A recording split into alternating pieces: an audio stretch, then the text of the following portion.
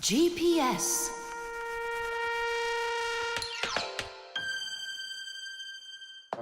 And 3, 4. Stop! Who goes next? I'm next. 5. 1, 2, 3. 3. And Wait, I gotta choose a route. Should I go here or there? choose already. Nolik, what are you doing over there? Nothing at all. Just waiting at my place. Good, and don't get off it. Well, Fire? What was that? The alarm on my Fixie tab. Oh, our lesson's about to start. Hurry! What about the game? Later.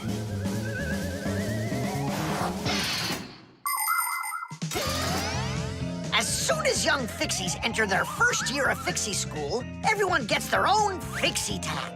It's a little computer that can do anything at all. Well, almost anything at all. Studying with a Fixie tab is fantastic. You can read it just like a book and write in it just like writing in a notebook. You can use a Fixie tab to listen to music, watch movies, find your way around, and talk, text, and send letters to your friends.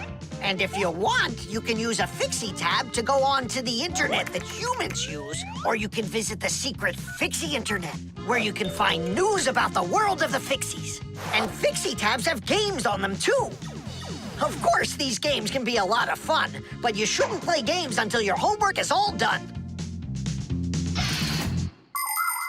Faster, or we'll be late. I know a shortcut we can use. This way.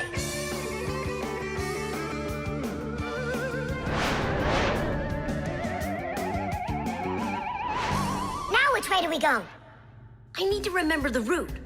I think it's this way, or it could be that way. Well, which is it, this or that? I have no clue. Uh-huh. So what's our plan? We'll go back and start again. We flew in from there, right? No, I think it was there. That's not how we flew in. It was there. I think we're lost in here. Uh-oh. Nolik, stop the panicking. I only went uh-oh. I'm not panicking yet. It's your fault, Fire. I know a shortcut. Go this way. How are we gonna get out of here? How do I know? All I know is that we're late for our lesson. Thanks to someone. It wasn't on purpose, I swear. Now Grandpa's will punish us. What's going on? Well, I think I found a way to get out. Which way? Right here. I forgot that inside of my Fixie tab is a GPS navigator. Class. What's a navigator? A GPS navigator is an interactive electronic map that can help you find your way around. The navigator can figure out where you are by using signals that are sent to it from satellites. All you have to do is type the address of the place you want to go into it, and the GPS can figure out a route to get you there. And then it helps you as you go by telling you where and when you need to turn, so you can easily get to your destination. Let's see. Right now, we're here. And where do we need to go? You know where, to school. But where is that? Are you joking? In the laboratory of Professor Eugenius. Can you be quiet? Where do you want to go? The laboratory of Professor Eugenius. Please wait while I chart out the route. Ha! It did it! The navigator says to go there.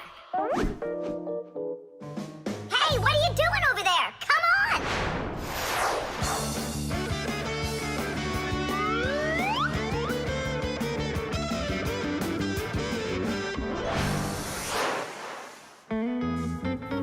And if you happen to go off route, the navigator will give you a different way to...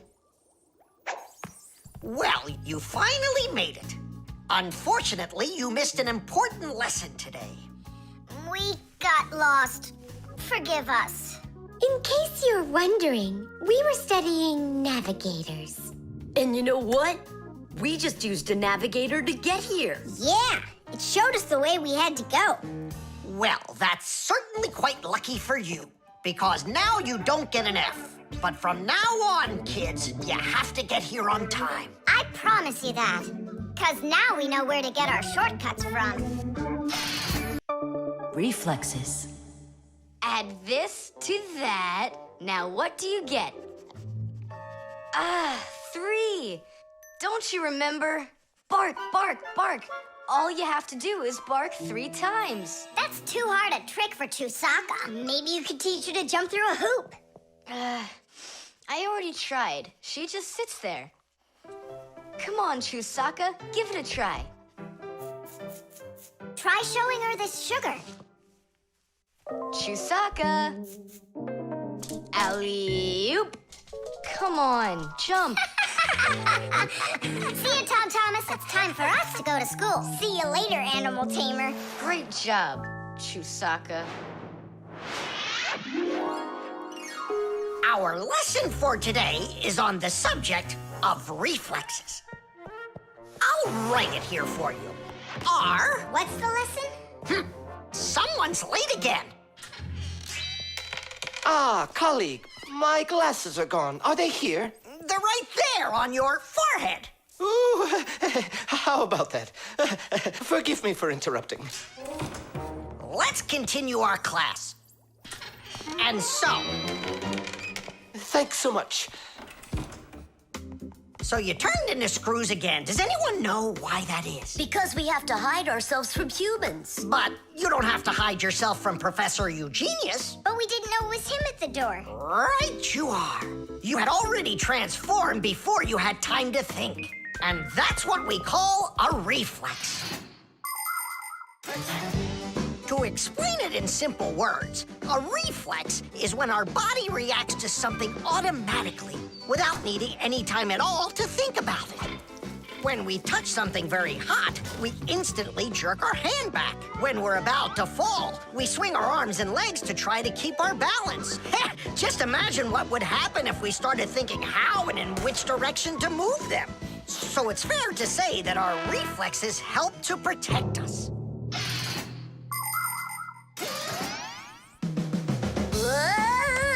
No kidding. They protect us. My nose itches. Achoo. Excuse me, I didn't mean it. Professor, sneeze. Is that also a reflex? It most certainly is one. Fire didn't want to, but then his nose tickled and achoo. Bless you, too. Thank you. And do dogs also have reflexes? Of course dogs have reflexes. All animals do. Yeah. It's something all good animal trainers know. They use the animals' reflexes to teach them tricks.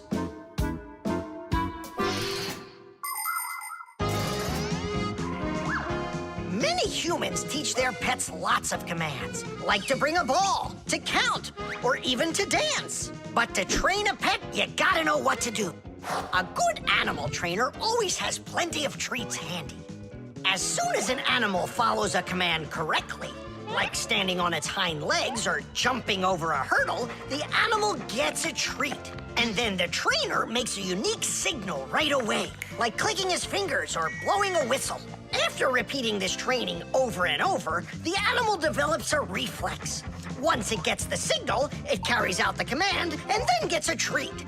But the most important thing about animal training is to love your trainee and never hurt it.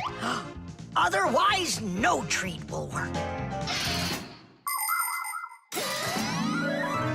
Tom Thomas, we just learned in Fixie school how you can train Chusaka. Yeah? With the help of reflexes. With what? Where's Chusaka? Call her. Chusaka, come here. Give her a math problem. A nice simple one. Add this to that. Now what do you get?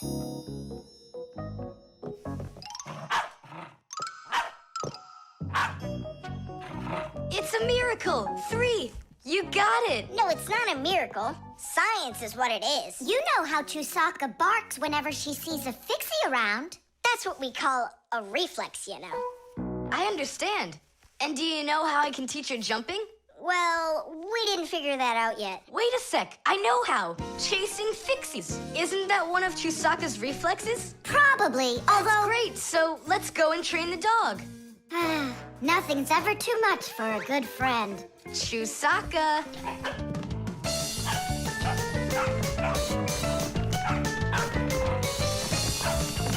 It's pretty tough work being a dog trainer.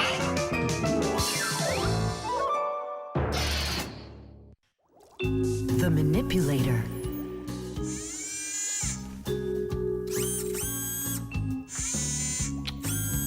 Well, what do you say, Professor? It couldn't be any more accurate. Our manipulator works just perfectly. Good! So that means that we're free to go. Great. See you later. All right, finally. Now it's our turn to experiment with that manipulator. And do you know how to operate this manipulator? Why do you think we were spying? A manipulator is a kind of mechanical arm that people use for difficult or dangerous work. To control a manipulator, humans use a remote control or a joystick. The operator gives the command, and the mechanical arm grabs and moves the load. Some robotic manipulators don't even need to be steered by an operator. They're controlled by computers and can work without people being there at all, even on the moon.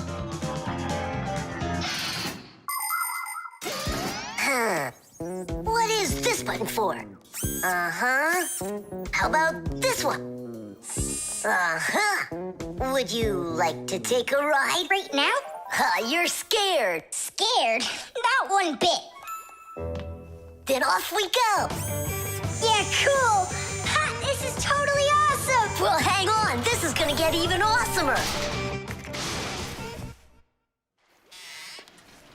Professor?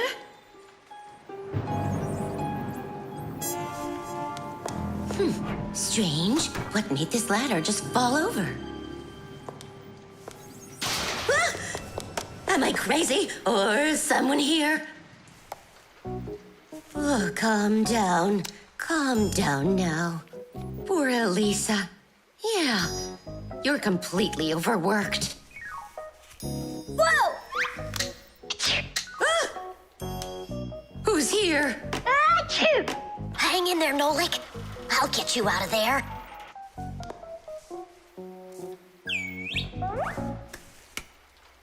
My compact's gone. Oh dear, what's going on? Ah! Stop this nonsense right now, or I'll call the police on you. I don't believe in ghosts. I don't believe in ghosts. I don't believe in... Ah! Where are you pulling me? I'm going to faint. I'm warning you. That's all. Goodbye. Ah. Throughout the world, humans use manipulators for all sorts of work. In factories, manipulators are used to lift and move heavy loads. They can also hand out the parts needed for assembly or even attach these parts themselves.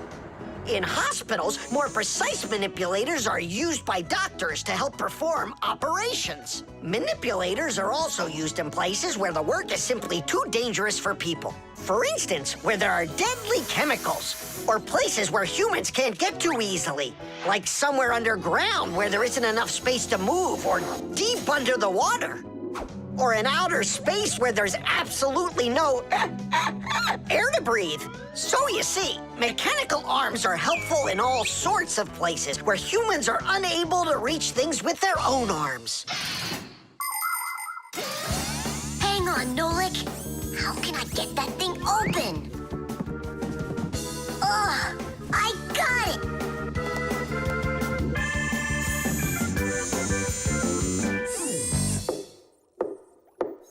Yes? Who's there? Ah! What's going on? Achoo! Nolik? What are you doing in there? Achoo! We just took a little test flight. Is this yours?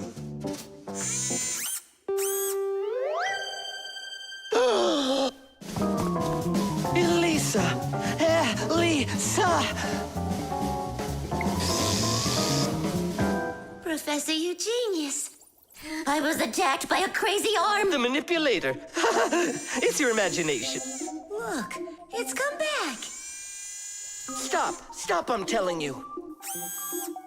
Professor Eugenius, it heard what you just said. Calm down, it's okay. It was a little malfunction, but I took care of it. You are just astounding. And don't think that I'm through with you.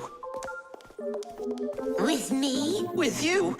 No, with the manipulator. Let's go, Elisa. Yeah, let's go, Professor. Great job, Fire. And why fire? The baby monitor.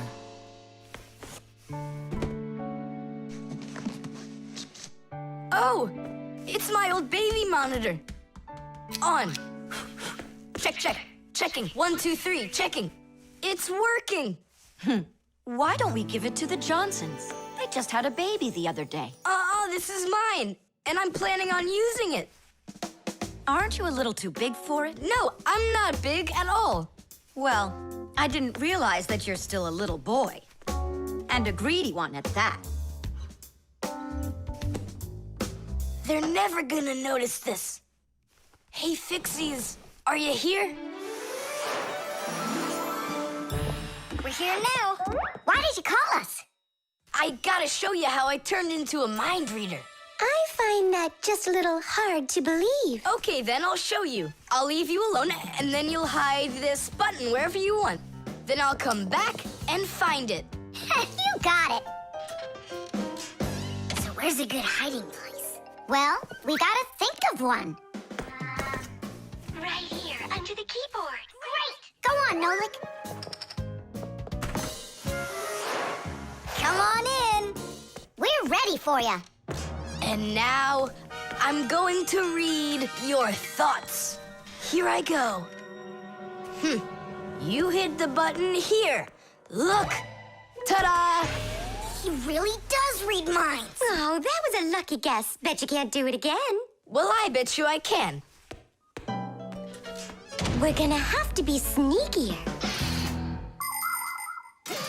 Verda, she's the most beautiful girl in our class. She knows it, too, and doesn't hesitate to use it. She can even be a bit sneaky, like when she needs help with her homework. Then Digit suddenly becomes her best friend. But if she doesn't want to carry her pack-a-mat, she'll say, "Fire, please help me. You're just such a strong Fixie." But all us boys like her just the same. Digit does, and Nolik does, and I guess I do, too. Although, I really like Simka more. Or maybe Verda. Or both of them. I haven't decided yet. Verda can be difficult and even bossy sometimes. But one thing I know for sure, Verda's a good friend. A friend that'll always come help. Well, that is if she's able to pry herself away from the mirror. I think that we should throw it down into this pencil cup. But then we concentrate on another place. That is good, but it won't work, Fixies. Come on in.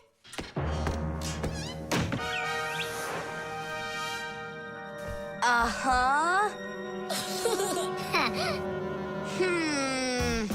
Aha! It's in here. Tidish? Simka, were you thinking about the cup? No, I swear. And my mind was blank. Then who did, huh? Uh-huh. Tom Thomas, what do you say we go again? As many times as you want. I know how he's been doing all of this. It's a baby monitor. That's how we can hear what we're saying. I don't get it. A baby monitor helps parents watch over their babies. The system has 2 units that look like wireless telephones. The parents keep one of the units by their side and put the other one in the room where the baby is sleeping. If the baby suddenly wakes up and starts crying, the unit in the baby's room will pick up the sound and send it by radio waves to the parents' unit. Mom or Dad will hear the crying and go and comfort their child. And so he's listening to us now. This time I know what we should do. We'll hide it under the globe. Ooh. Go on. Uh-huh. Aha! Huh? Where is it? If you read our minds, you'd find wonder button under the baby monitor. You tricked me. That's really not nice. And spying on us is nice, you think? I'm sorry, I just thought it'd be fun. Well, anyhow, Tom Thomas, you're too old for this thing. Unless, of course, you still need it. I'm not a baby. I was just, checking it. I'll go and give it to Mom. Mom, I'm not greedy. About what? Let's give this monitor to the Johnsons, and this car is for their baby boy. I don't think that baby's big enough yet for your car. So what? Soon he's gonna get bigger and become a big boy, right? Like me. The fire extinguisher. So, who can tell me, in the home, what is the greatest danger of them all? Chewbacca. Well, dogs are dangerous for us, but what is very scary for us and for humans? Fire! Huh? Where? I was just answering what you asked us. Although your joke was awful, Fire, your answer was actually correct. Nothing can be worse than getting caught inside a house on fire. Don't know much about chemistry, but I can handle circuitry. That's an interesting idea. I have to try it out. And that's why every Pack-A-Mat has a fire extinguisher inside of it. And how do you turn them on? Well, I'll show you at the end of the lesson. Nolik, listen, yell fire. How come? I just want to find out how the professor turns on a fire extinguisher. Forget it, Fire. I won't do it for you. Ugh. Fire! Huh? You again? I was joking. It's a stupid kind of joke, and I want you to leave right now. Actually, I should call your parents to discuss this terrible behavior. Fire is no joke at all. Remember, never fool with fire. Of course, you should never play with matches or with lighters. Everybody knows that. But those aren't the only things that can cause a fire inside of a house. So can a stove or a fireplace. And don't forget electrical appliances, like electric burners, space heaters, and irons. If you act carelessly around any of these appliances, they can cause a fire. And we should never forget to take extra special care with sparklers, candles, and fireworks. Sparks can jump off of them and set fire to highly flammable things like paper, wood, or cloth. So, what do you do if a fire suddenly breaks out? That's right. You call the fire department by dialing the number for all emergencies, 911.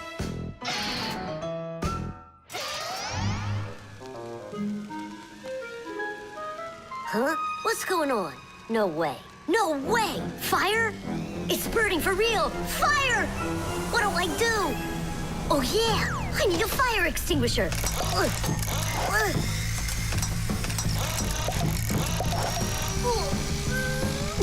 Where are you?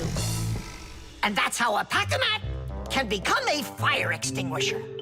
Do you understand? We understand. There's a fire! It's over there! Enough! You don't know when to stop fire. I'm not joking this time. Please believe me, it's there. Nice try, Fire. Oh, look, he even used smoke this time. No, Simka. That smoke's from a fire. Uh-huh. I'm sure that this time it's for real. It's the truth. I swear I'm not lying. This time I think it's true. He's not joking. We've got ourselves a real fire here. Tula, Simka, turn off the soldering iron. Uh-huh. Got it. Be careful, kids. You have to stay back here away from the fire. And what can I do to help? Take out your fire extinguisher.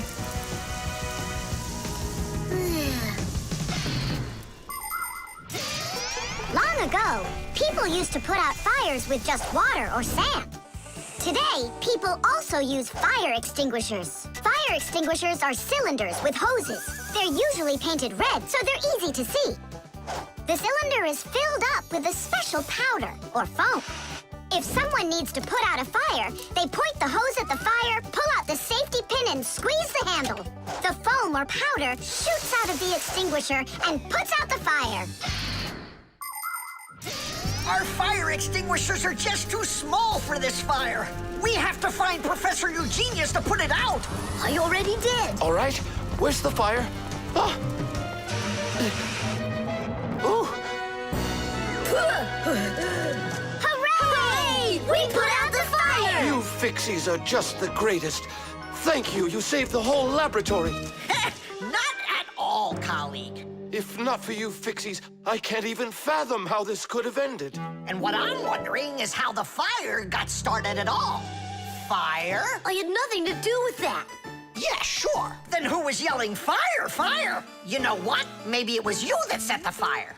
Well, if that's what happened, don't even think about coming back to school without your parents. Colleague, wait. It's all my fault. I didn't turn off the soldering iron. Forgive me. Now we know whose parents the school should be calling. The suction cup.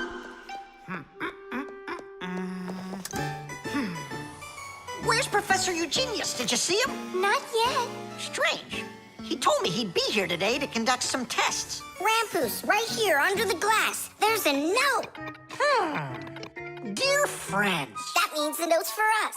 That's because Professor Eugenius can always count on us. I'm off for a conference today. So what should we do? While I'm away, please keep an eye on each of my tests. There's the wristwatch. And where is it? It's right there.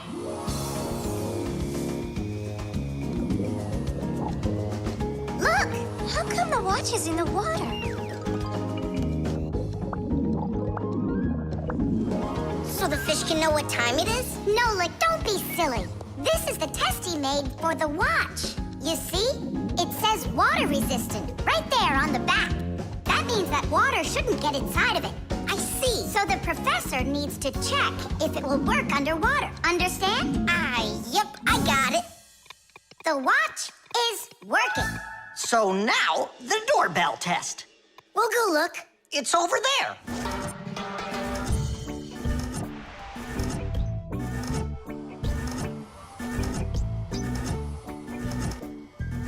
What's that thing doing? It tests the button to see how fast it wears out.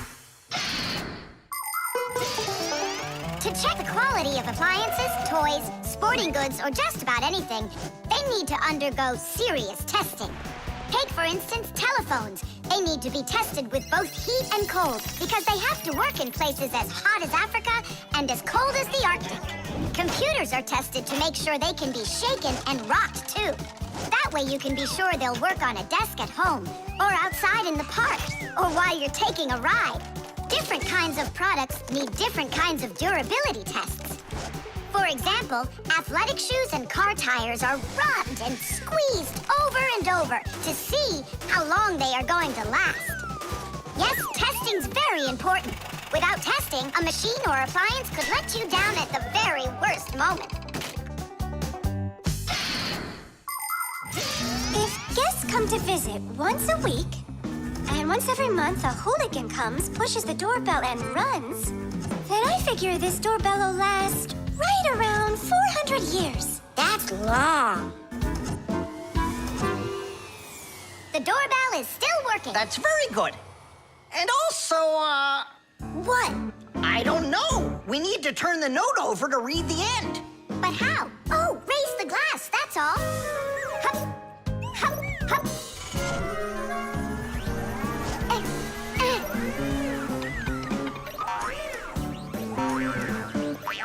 I can't get a hold of it.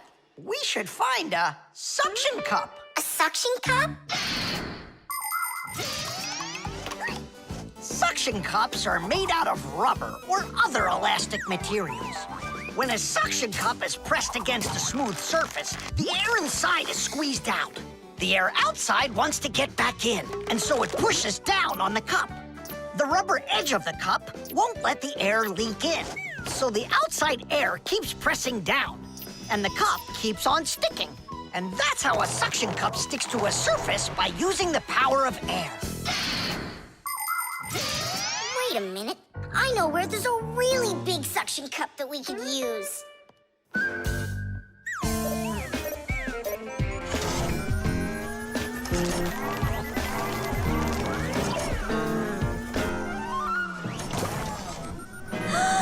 That's a huge suction cup, Nolik. Stiddies, stiddies, stiddies. Well done, Nolik. Only we need to hurry before air gets under the suction cup and it unsticks. My suction cup will never unstick. Well, let's see what it says here. Simka, you'd better hurry. And make sure nothing gets broken here in the laboratory while I'm away. Huh, and what could get broken around here? Ah, the glass, look out!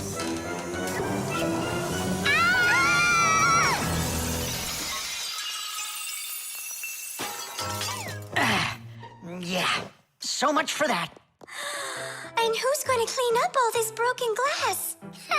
You don't know? Nolik. He told us to use that suction cup. Simka, she was reading way too slow. Listen, there's no need to fight. I came up with the idea of the suction cup. I should clean this. Come on now, Grampus. We'll clean up this mess. Professor, I still think the suction cup was a great idea. The tools. Hang on. There are these really cool things that I want to show you.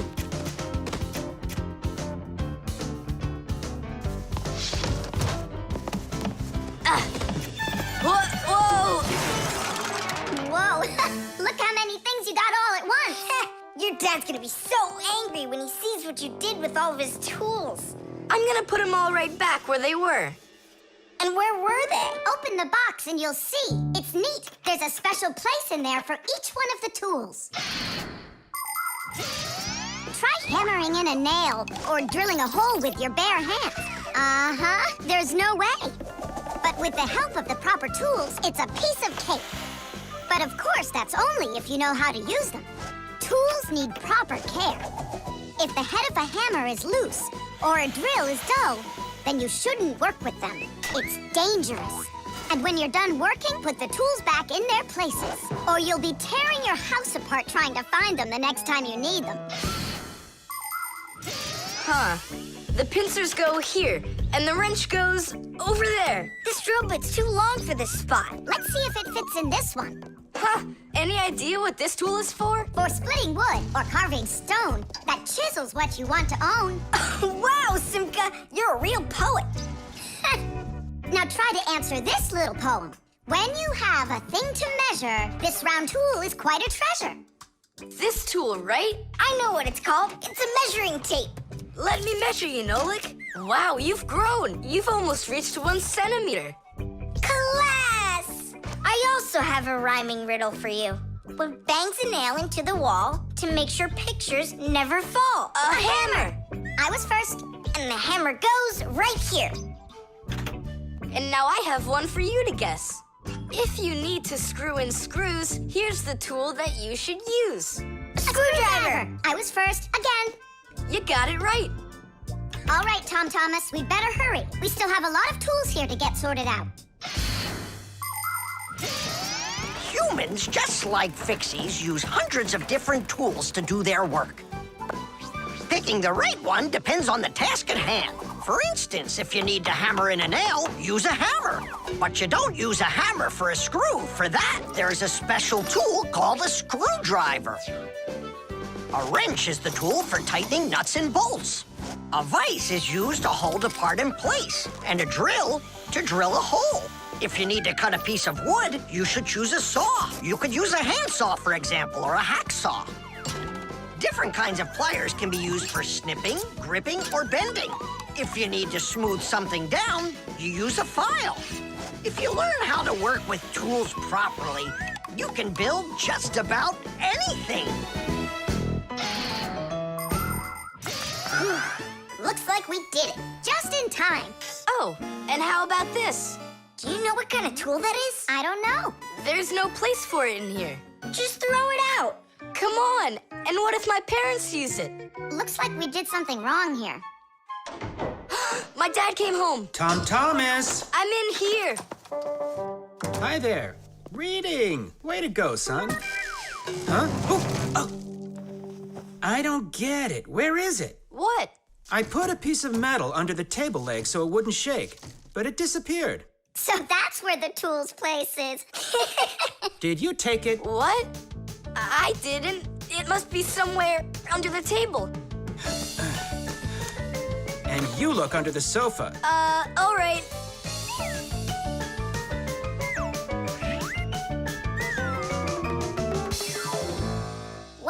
he wants. He wants us to get that metal thing out of his dad's box. Come on, let's go. You got it.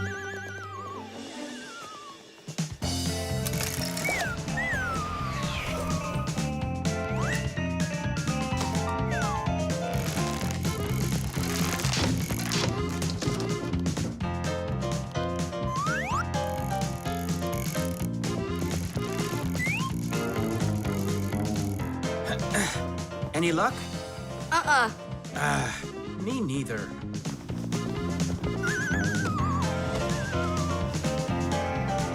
I found it, Dad. It was under the table, just like I told you. Huh. You were right. It's strange. How could I have missed it? Maybe you're just, tired from working too much. Maybe. Tadish. What? It's a new word, Tadish. Tadish. I do like the sound of it. The clocks. Go around. Left side. That's crazy. You'll crash. No, I won't. See, I told ya. What? Huh? Nothing.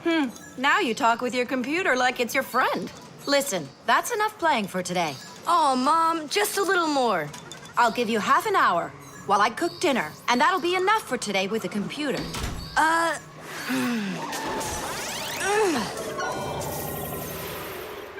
This stinks. I'll never get through all of these levels in half an hour. No way. Hey, but what if we could stretch out the half hour? How? We could take the hands on the clock and move them back a little.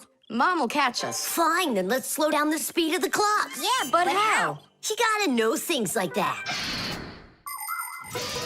Since olden times, many clocks run with the help of a pendulum. The pendulum controls how fast the hands of the clock turn.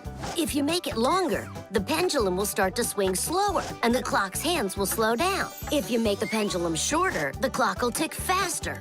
Most clocks that are made today don't use pendulums. They run with the help of springs or with an electronic chip instead. But even so, there are ways to change the speed of these clocks, too.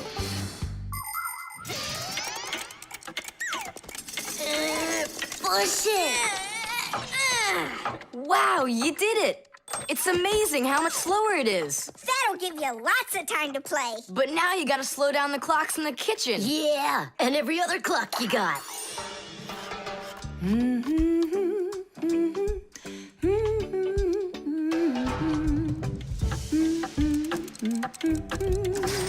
I just have to turn this to make the pendulum longer. Uh-huh. And now the clock will go slower. Tadee! Fire! Now that clock over there. Let's go do it. That's it! We slowed down every clock, and your mom didn't see a thing. That's great. Yeah. Wow, Tom Thomas, you're cool!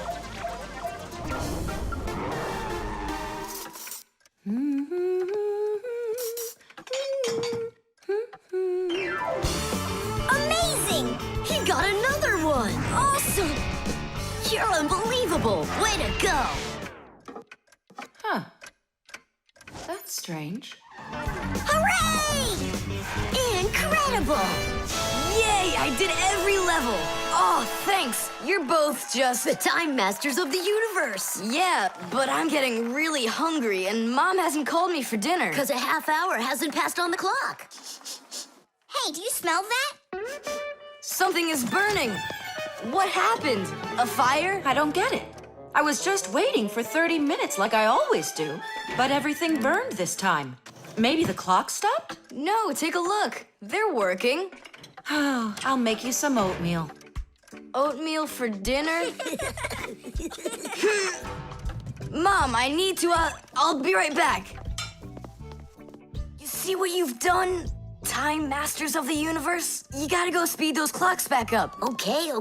We'll speed them up. They'll be caught up in no time. Humans have come up with lots of different ways to measure time. For example, if you stand a stick in the ground, you can measure the time of day by watching where its shadow falls. That's a very simple clock called a sundial. Another simple and ancient clock is a water clock. It keeps track of time by measuring how much water has poured out of it. And if the clock uses sand instead of water, it's called an hourglass. But humans weren't able to accurately keep track of the time until they invented mechanical clocks. They come in all sorts of sizes, from grandfather clocks to watches worn around the wrist. Today, we also have easy-to-read and accurate electronic watches and clocks. But the most accurate clock of them all is the atomic clock. It tells the entire world the exact time.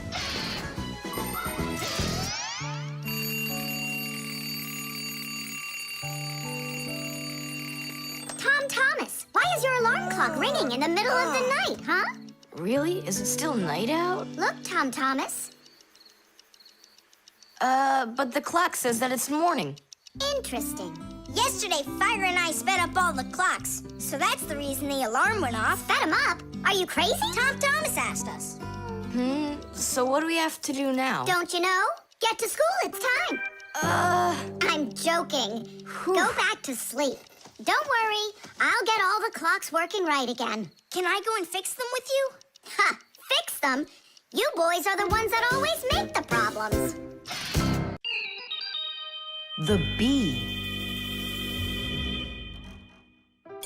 Tom Thomas! Hello. How come you're eating jam straight from out of the jar? Because it tastes so good.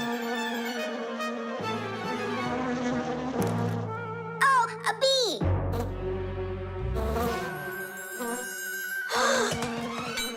Shoo! Get out of here! Leave it alone! It's just a plain old bee! Well, I was bitten by one of those plain old bees once. Tom Thomas! Don't do it! Go away, you pest! Flies are pests. Bees are very helpful and useful. How can a bee ever help us out? Bees are hard workers. They are constantly collecting nectar from flowers. Flying from flower to flower, bees transport pollen on their bellies. Thanks to this process of pollination, flowers produce fruit and seeds. In other words, bees help plants reproduce. The bees use the nectar they collect to make that delicious sweet honey loved by kids of all ages. And bee honey is not only delicious, it's also nutritious. So I'm still afraid of it. What if it bites me? Bees don't bite, by the way. They sting ya.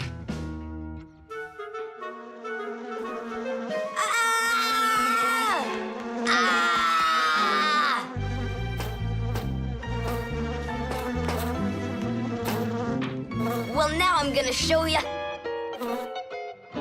Don't! The bee's the one who should be afraid. You tyrant. Yeah, you let it go, tyrant. Why are you calling me names? Who's stopping her? She can fly away if she wants. We need to show her the way out. Well, how? Here, little bee. Fly this way. Why don't you try going? Then what can I say?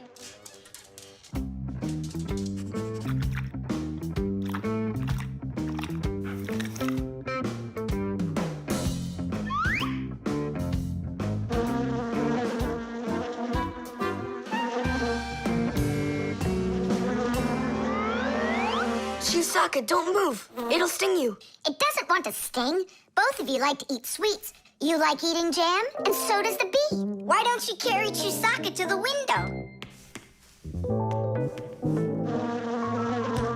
Go on, fly. No, that's not gonna work. You need to go and get more jam.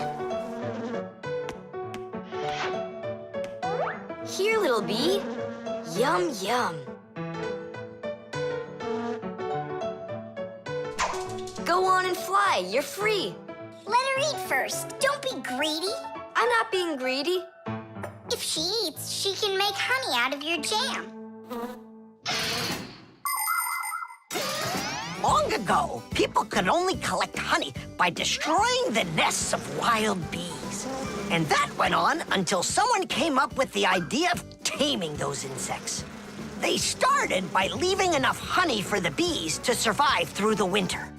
People took care of bees in these hollows until they learned to build small houses for them called beehives. And a town made of these bee houses is called an apiary. Bees live and work together in the beehives making honey, while beekeepers take care of the bees and collect the honey. Bees are real team players. They tell each other where the best flowers grow. Do you know how they do it? One of the bees does a dance, and then the rest of the bees watch the dance and learn where they need to fly. You poor thing. Tom Thomas tired you out. I told you there's nothing to be afraid of. You see? She's just so nice and kind. I'm not afraid of her. She wouldn't let me eat my jam, that's all. Well, now it's time for you to fly away.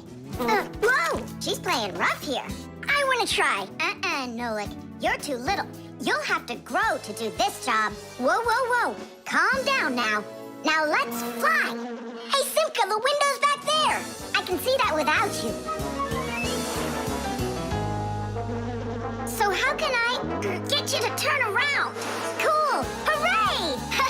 She's listening to me. Phew! Woohoo! Don't miss the window. Now!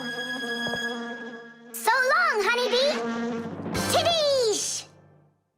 Tom Thomas, do you have any more of that jam left? Yeah. What for? Bring it here. We'll get more bees to fly in. How come? What do you mean, how come? Because it's my turn for a bee ride. The laboratory.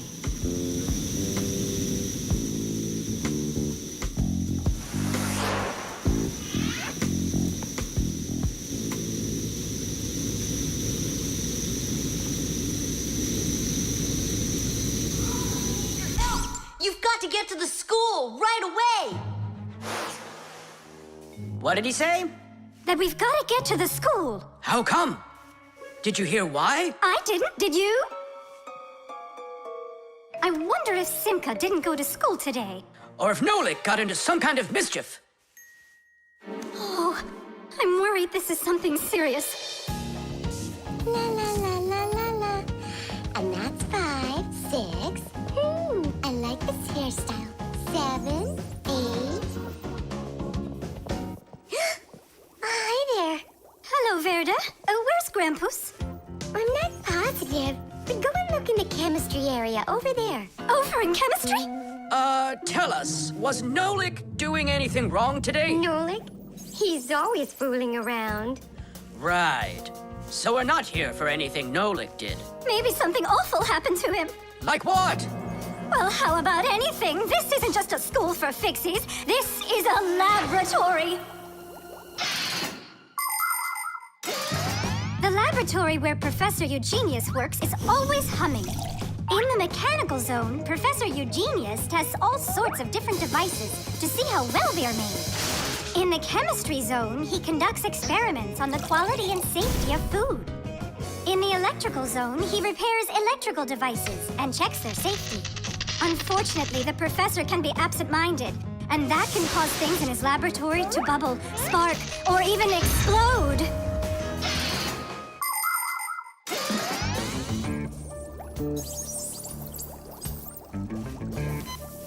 Marcia, there's nothing to worry about yet. But how can I not worry? Digit, have you seen Nolik anywhere? Do you know if anything's happened to him? This is a laboratory here. Who knows what could happen to anyone? Like what? What are you saying? Like that. I told you, things happen here. And where? Let's go, quickly! Marcia, no need to panic. Tula, it's so good you're here. We really need your help. What is going on? There! Wee! Grampus! What? Where? In the mechanical zone, there! And Simka and Nolik, there! They're all there! Oh, my children! Don't lose your head. Oh! Oh! Marcia is my wife and the mother of our children, Simka and Nolik. Marcia is a real beauty, a kind and gentle soul, and a wonderful homemaker. She is also a very responsible and extremely skilled fixie. She is our family's expert in kitchen appliances and gadgets. Marcia works from morning till night, fixing and cleaning anything that is in need of her expert care, because she just loves when everything is clean and tidy. But most important for Marcia are her children. She takes loving care of Simka and Nolik and tries to protect them from harm. Marcia worries about them so much that sometimes her imagination gets carried away with what might have happened to them. Although our little Nolik can get himself into situations that even Marcia could never have dreamed of.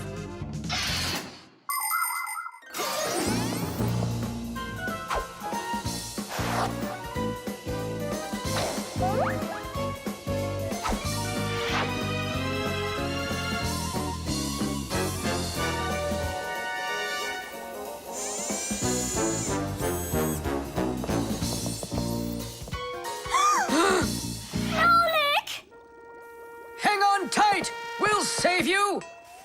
Hey! You're alive! What's going on? I don't need to be saved from anything. So it's Simka we need to save, not you? I don't need saving either. I'm fine. And what are you so worried about? Everyone's alive. Then why did you make us come here? I need you to help with a little accident we had. Nolik, was this your fault? Oh, no, it's not Nolik's fault. Quite the opposite. He was trying to help me fix it. Papoose, we need you to help us with one of the pieces that we couldn't get back in place. This one?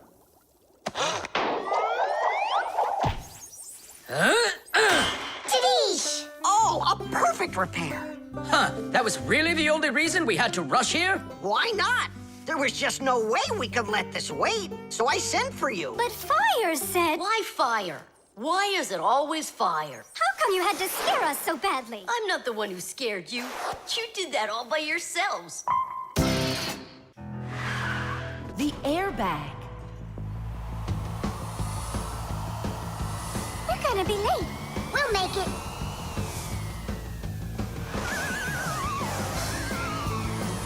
Whoa! Oh, wow. Hey, slow down there. I'm a super duper racer.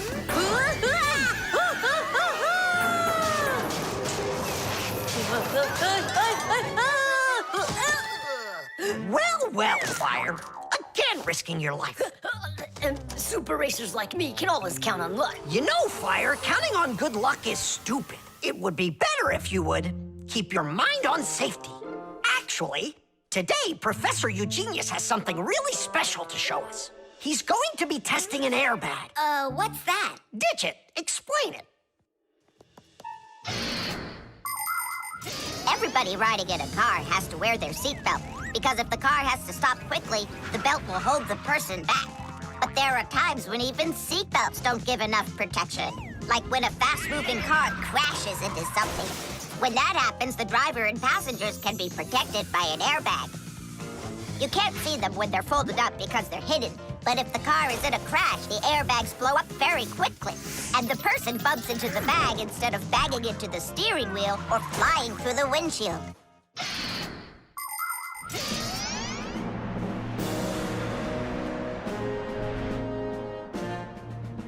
Here I come. And once again, when something dangerous must be tested, Professor Eugenius tests it on himself. But Grandpoos, aren't you scared that it won't blow up with air? Don't worry about the air. A 3 and a 2 and a 1.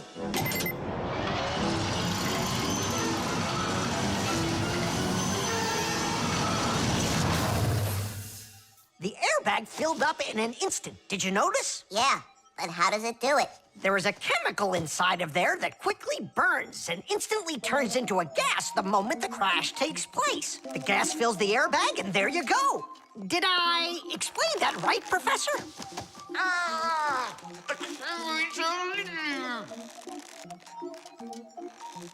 We've got to get him out. Stop! We'd better call for help.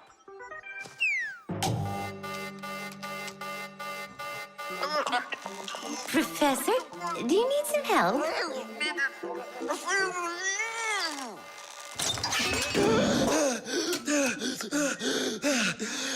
you, Elisa. Sorry to take you from your work. You're free to go. Professor, how did you manage to press the button from way over there? I managed to hit it on the fly.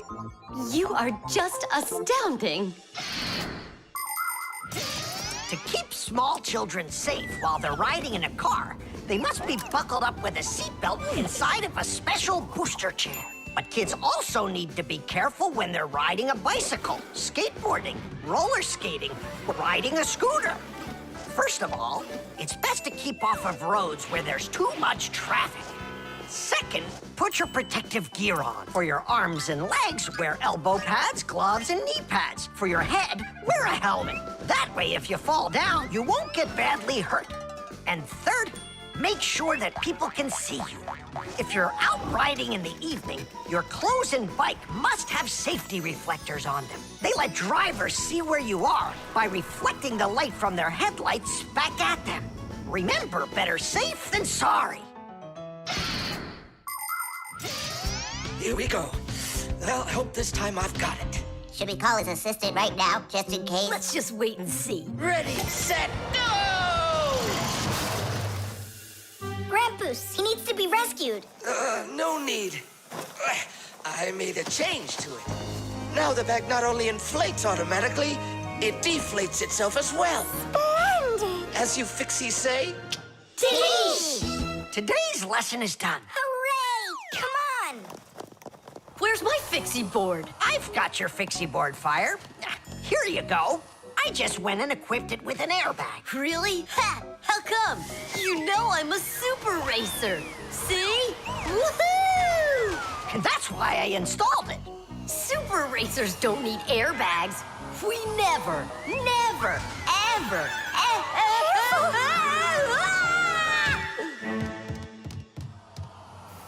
Oh, wow! Is that airbag cool or what? It's a very original design you used there. That design is my own, and Fire ran the test. Professor, will you make an airbag for each one of us? You all will get them real soon. But even so... Caution and care make accidents rare. The Draftsman. Pew! Ha! Huh? What? Hi there, Tom Thomas. What are you drawing? I'm not drawing. This is called drafting. What's the difference? Tell me, is that a circle? Sure is. And that? It's a circle, too. Only it's a rounder one. Of course. That's because I drafted it with a compass. And now I've got a real target. So now I'll load my dart gun. Whoa! Why'd you shoot that thing at me? It was the gun. I didn't even pull the trigger. What? Did it break? Let's open it up and see. There. This little part broke. Let me go find Papoose. He can help you. He can make another one. A brand new one. Wait, I can draft a technical drawing. Will Papoose understand how to read one of those? Are you kidding? Papoose is an expert at everything.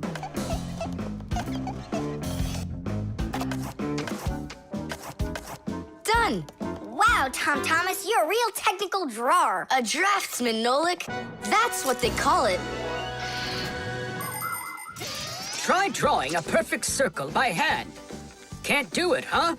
Well, with the help of a drafting compass, your circle will turn out great. Just put the needle point in the center and turn the compass, and it's done. A compass is only one of the many different tools for drafting. For example, if you need to draw a straight line, use a ruler. And if you need to draft a frame for your picture, you can use a triangle. First draft one side, and then the other. And then to finish your frame, just turn the triangle upside down and draft the two remaining sides. You'll get a perfectly squared frame. There are also drafting instruments for making curved lines. They are called irregular curves, or French curves. But actually, now people use computers more and more for drafting technical drawings. Papoose! Huh? Oh! What? What happened? We really need your help. one of the parts broke in Tom Thomas's dart gun. Could you make it? What kind of part exactly? Look, here's a technical drawing. So, you even got a technical drawing. Very good then, let's take a look at it.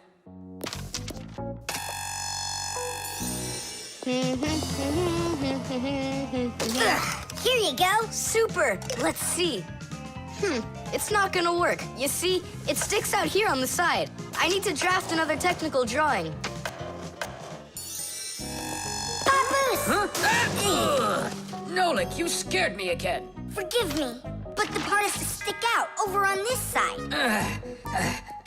And you're sure that's all? That's all, for real. Tom Thomas, it's done. Listen, while you were gone, I realized that the part needs to have a hole right here.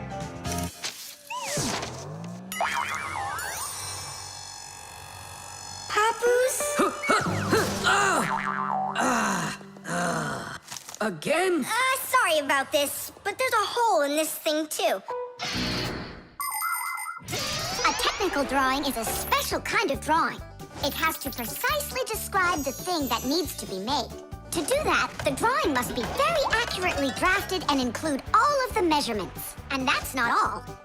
If the object is complex, it must be drafted from at least 3 sides, including the front, the side, and the top. You see? The object looks different from every side. So if you don't want to work over and over again, learn to draft correctly.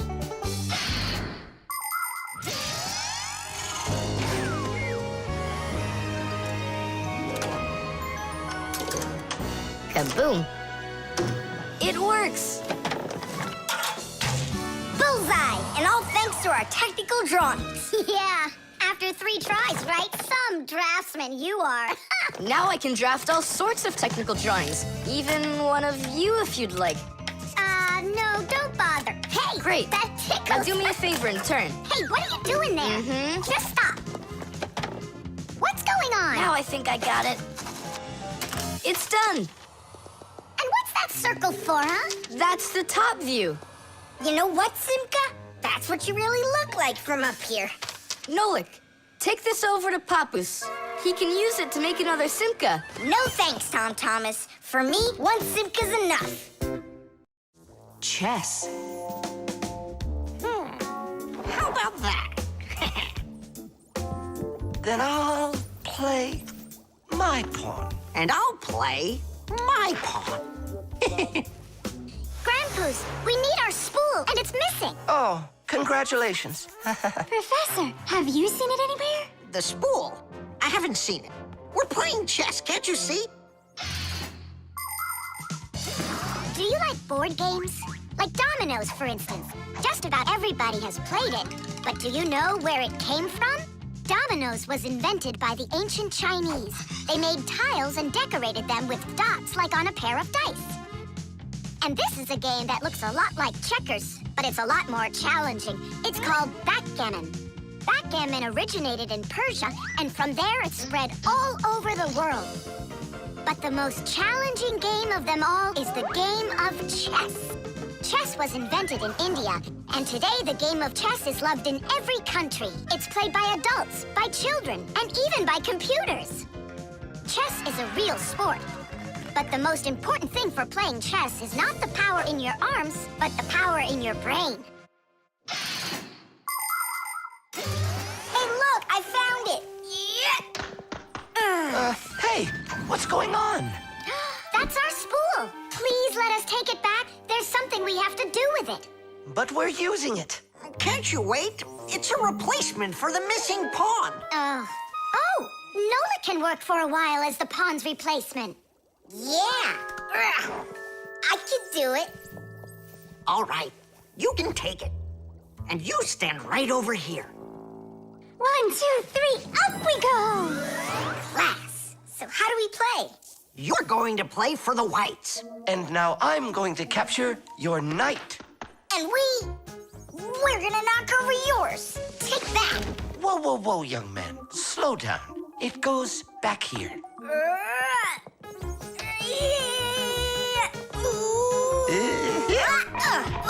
Nolik, get back to your square. What for? Pawns don't move like that. Then how do they move? Only one square per move and only forward. Of all of the pieces, the little pawn is the weakest. What a mess. So which one's strongest, huh? This, it's the queen. She's the most dangerous threat to the other king. Aw, how come I couldn't be queen? Then that black king would have to deal with me. Oh, yes. In chess, each player has a black or white army with 8 pawns, 2 knights, 2 bishops, 2 castles, and a queen. All of them work together for their king, trying to protect him while attacking the enemy's king. If the king finds himself in a position where he can be captured, the attacking player says check. And if the king finds himself with nowhere to run from the attack, it's called checkmate. Whoever checkmates the other player's king first is the winner. I'll move my queen. Yeah. And me, my queen. Then I'll just capture your queen. Aha! Really? Then I'll just capture yours. Grandpoos, should I go now? Not yet. So, do you feel like surrendering? Ha! You're kidding. Do you? Nolik, forward. Hooray! We'll step aside. Forward. Aha! Next I'll go and capture the knight. He got away. All right, Pawn, and once more, go forward. Grandpoos, where do I go now? Don't you see the edge? Don't go anywhere. Now you're the queen. What? The rules of chess say that if a pawn makes it all the way to the other side, he can become anything that was captured earlier. Hooray! Then I'll be the queen, and I'll be the strongest piece in the whole game. Hey, queen, get back here. In case you don't know, this isn't over yet. We capture the pawn with the queen. Queen, this is your new place. Check. Check. Huh, yeah? Now come to here. Checkmate, my colleague. Of course it is. It is, mate. Yeah, I lost. Hooray! Tadish, tadish, tadish! Professor, we found the missing pawn for you. So that means Nolik can leave with us. I'm not going anywhere with you. Chess is the greatest game you'll ever play in your life. Oh, you should have seen how I put Professor Eugenius into checkmate. Really? Well, Grandpoos helped me a little. Actually, it was Grandpoos telling me where to move. But I'm the queen now. The Fixiephone. Tom Thomas. Huh? Try to guess what we have with us. You guess what I have. A banana. A race car. No, not that. Chocolate. A pair of socks. Ha! Do you give up? My dad bought a new phone for himself and gave me his old one. He said I can keep it. Oh, wow. And what have you got? Look. Ah, you got a telephone too. It's better than that. This is a Fixiephone. Papu's got himself a new Fixiephone, and he gave this old one to Simka. And can you make calls on it? Take a guess. Come on, let me show him.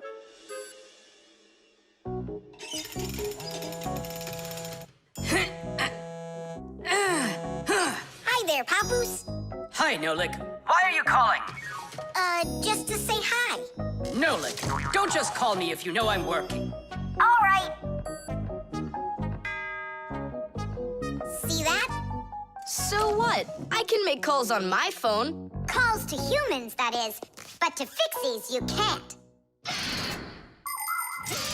A Fixiephone is a smartphone made just for Fixies. Not only can Fixies call each other with it, but they can get onto their own special Fixie internet. On a Fixiephone, you can find a camera, a flashlight, news, games, movies, and Fixie ditties. Those are the Fixies' favorite songs. Fixie kids love them, and so do their parents, because Fixie-phones can easily let parents know where their kids are and whether or not they're in trouble. Over the years, humans have learned how to turn telephones into mobile phones and mobile phones into smartphones. They use them to call each other and to go onto their internet. A smartphone is almost as powerful as a computer, but they still have a long way to go to be as good as Fixie-phones. Yeah, that's really cool, guys. Only this phone does the same. But can your phone do this? Take a look over here. You mean here? It's just a mouse. And now, look here. Whoa! But he's not on there. But look, he's here. And that's not all. Watch. A mouse helps the user navigate around the computer. And when we move it... You get it? No one else can see the Fixie except for you. And he can help you. Super! Oh, it'd be great to have my own Fixiephone. What are you talking about? You're not a Fixie. What a shame. I'm off to school, guys. He gets so upset. He even forgot to take his phone. I have an idea.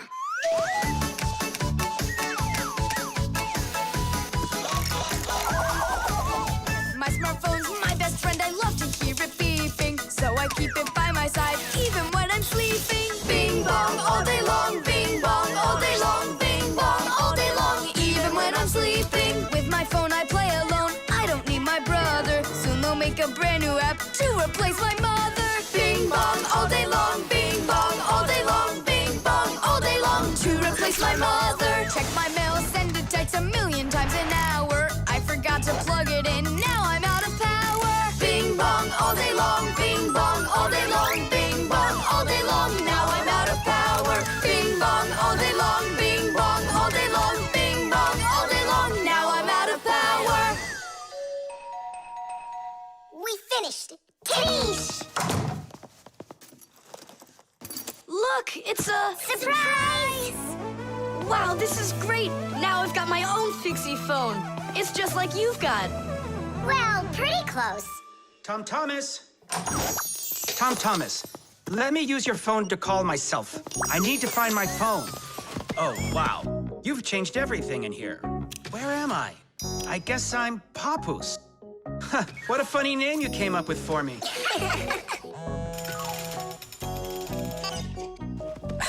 Nolik, just stop. I don't have time for your fooling around. What?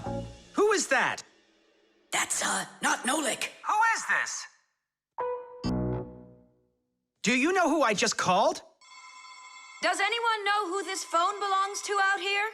Oh, your mother found it. I'm coming. We'll fix those numbers later.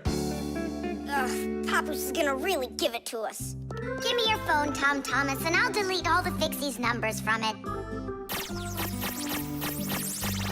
But how can I call you up then? Why would you have to call us? We're always close by. The dog. It's about me. Fixies? It's Chusaka. It sounds like she's angry with us. I wish I knew what that mad dog was thinking about. I'm thinking about you. You better hide or people will see you. I'm leaving. See you later. It's going to rain. Chusaka, I have no time to play right now. I'm not playing. His feet are gonna get soaked. Tom Thomas, I'm off. Don't be late. Chusaka, that's enough. No, I need to go to school. He's got his math class today and he's leaving his math book. I'm trying to serve like a good dog, but no one understands me. Dogs have been serving people since ancient times, along with cows, horses, chickens, and other domestic animals. But of all of these animals, the dog was the very first. In the beginning, domesticated dogs looked like wolves. Over time, they started changing and were developed into dogs of many different breeds, from big shepherds to tiny chihuahuas. So a dog is not only a human's best friend, but his very first friend as well. What is that smell?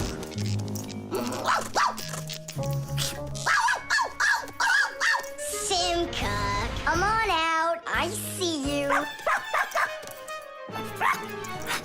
Nolik, jump down. Oh no, we're trapped in here. I'll Quiet! Something's burning over there. Why won't they listen? I think she's going to eat us. Together with the box!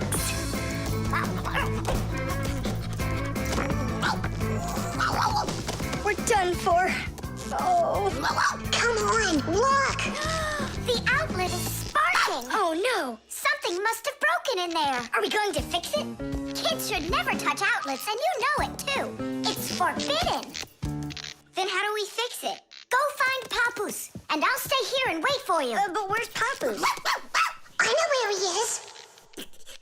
I don't know what she's barking about, but I think Chusaka wants to help us. Then come on, Chusaka, help us.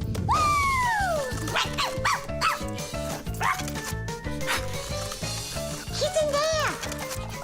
Papoose! Papoose! Nolik, is that you? Ah! There's an outlet sparking over there, and it smells like it's burning. Are you sure? Yeah, Chusaka found it. Really? Great job!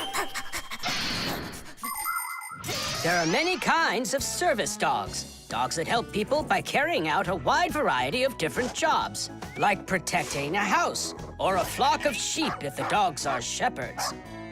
Some working dogs help guards protect their borders, while others work for the police. There are sled dogs that transport people and loads in the north, where there's only snow and no roads. Some service dogs help blind people by helping them get to the places they need to go. And there are dogs that save people trapped on mountains. And that's not all. Dogs went up into space before humans. But don't think that dogs are just given these jobs. Oh no! Like humans, dogs study for a long time before they're allowed to take on serious work.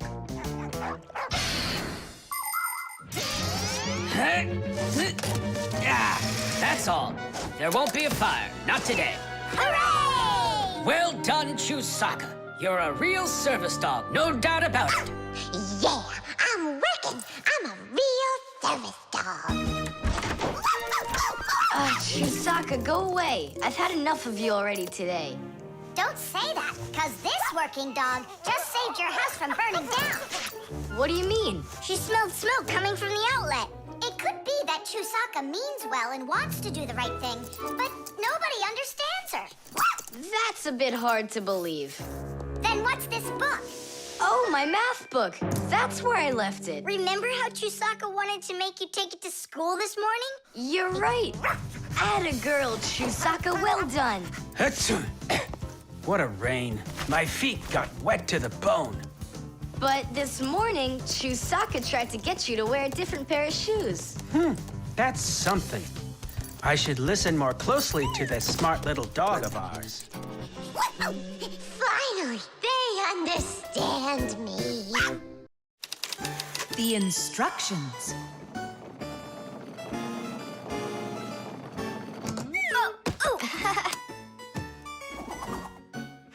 It doesn't work. Try putting it in the other way.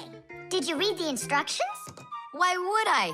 Instructions are for dummies. Yeah, instructions are for dummies. All right. Oh, what's going on? Whoa! My battery! Instructions teach us how to do things right. Instructions for a piece of furniture explain how to put it together. With the instructions for a television, we can adjust the picture and sound the way we like them.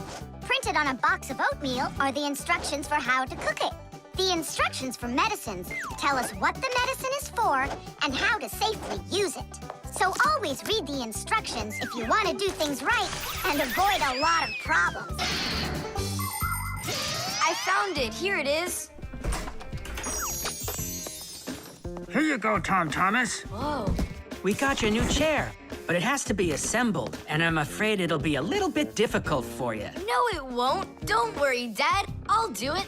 Finish before dinner, and we'll get ice cream tonight. A creamsicle. 2, okay? First, assemble the chair. Tom Thomas, can I help you put the chair together?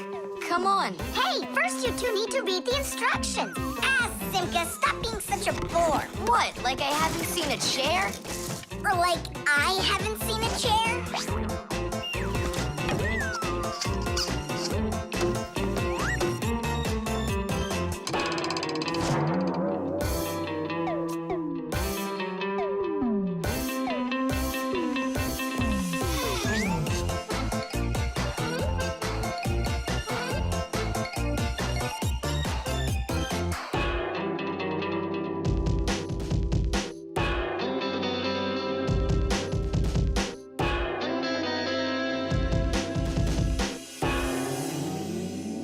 Well, Tom Thomas, you done?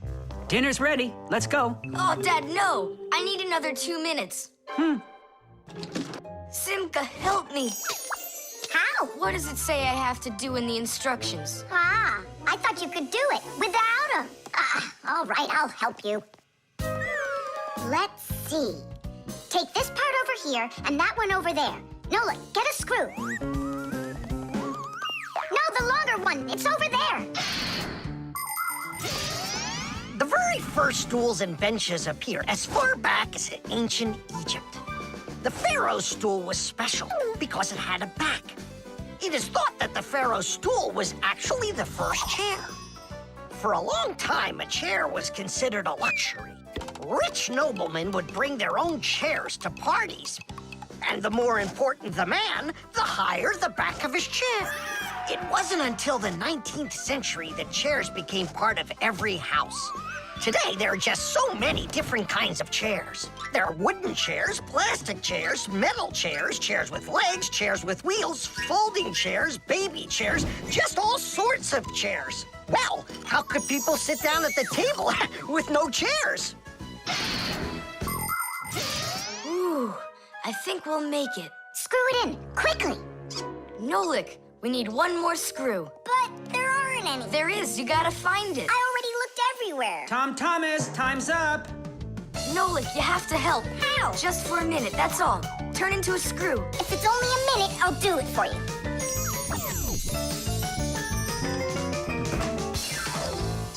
I'm done. You built it. Huh. Great job, son. Mom, see how I won the bet. Can you believe it? He put the chair together.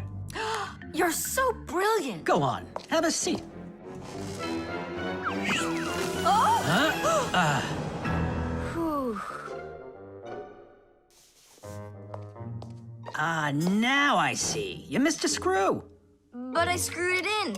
It must have, what? Must have what? Look. Here it is. Now this screw's not going anywhere. And that ice cream you won? Well, you just lost it. Well then, Mr. Chair Builder, time for dinner? Yeah, in a sec.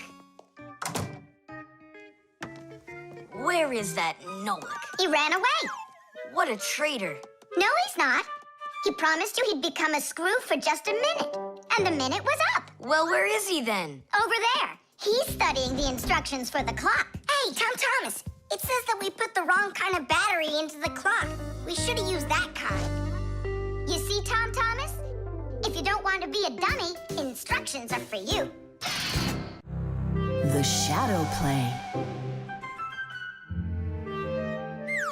Oh, hi there, Tom Thomas. What are you doing here? I dropped a paper clip. Give me some light. Huh. What's so funny, huh? We're trying to help you out. You've got funny shadows, that's what. Hey, check this out. It's an eagle. And Simka is a goose. She looks more like a moose. I do, huh? All right, and take that. You're like real actors performing in a show. Uh-huh. Actors playing a theater, you know. And we're just under a bed. And so what? How about we make our very own theater? A theater with shadows. Class! Tom Thomas, we need a piece of paper, a huge sheet. It's really quite easy to make your own shadow theater. You can make the screen out of a white sheet or a big piece of paper. Next, make sure the room is dark and shine a desk lamp at the screen. Now, to make the shadows, just put yourself or a cardboard cutout between the lamp and the screen. Your shadow, or the shadow of your puppets, will come to life. But make sure that the audience sits on the other side of the screen. The play will be much more magical for them from that side. Tom Thomas, light. Oh, wow, Simka, you look totally like the real Red Riding Hood. Hello, dear granddaughter. Hello, dear grandmother. Grandmother, what very big eyes you've got. The better to see you with, my dear. Nolik, come on, we're rehearsing. The wolf's voice is funny. Grandmother, I never noticed what very big teeth you've got. They're so much better to eat you with, my dear. Yum, yum, yum, yum. Let them out, wolf. Or I'll get them out, myself. Ha ha! You'll stop me with that little stick? Hey, that's not in the fairy tale. But in the fairy tale, it's a normal hunter. And what do you think I am? Look for yourself. You're way too small to be the hunter. Fine, then go to your play without me. Well, I guess I'll have to make the hunter out of paper then. That's all. Take a break. I'm really thirsty. She was so salty, that grandma. Nolik, don't be upset. The wolf is huge, and I'm so little. Then let's make you bigger. You see? Now you're bigger. Yeah, you're right. And if we go back here, then I'm even bigger. Now you know. If you go back here near the lamp, your shadow will get bigger on the screen. Class! There are just so many different kinds of theaters in the world. In the dramatic theater, the actors speak the lines of the playwright. At the opera, the actors don't speak their lines. They sing them, accompanied by an orchestra. And here at the ballet, the performers don't speak or sing their parts. Here, the story is told with dance. There are also theaters where the performers are animals. In an animal theater, you can watch performances by cats and dogs, or goats and pigeons, or even bears and seals. There are also theaters where the stories are told by puppets. To tell the truth, the puppets are brought to life with the help of people. Yes, there are so many different kinds of theater. My favorite is the shadow theater. I think it's the most beautiful and mysterious theater of them all. Hello, dear grandmother. Grandmother, what very big eyes you've got. The better to see you with, my dear. And grandmother, what great big sharp teeth you've got. Oh, the better to eat you up with, my dear. Ooh, just wait. Aha, wolf, I've got you. The hunter looks so strong. You're a hunter? Then where's your gun? Why do I need a gun? You're so tiny I could use a fly swatter. But I'd rather do it like this. Like what? With my bare hands. Way to go! Hooray!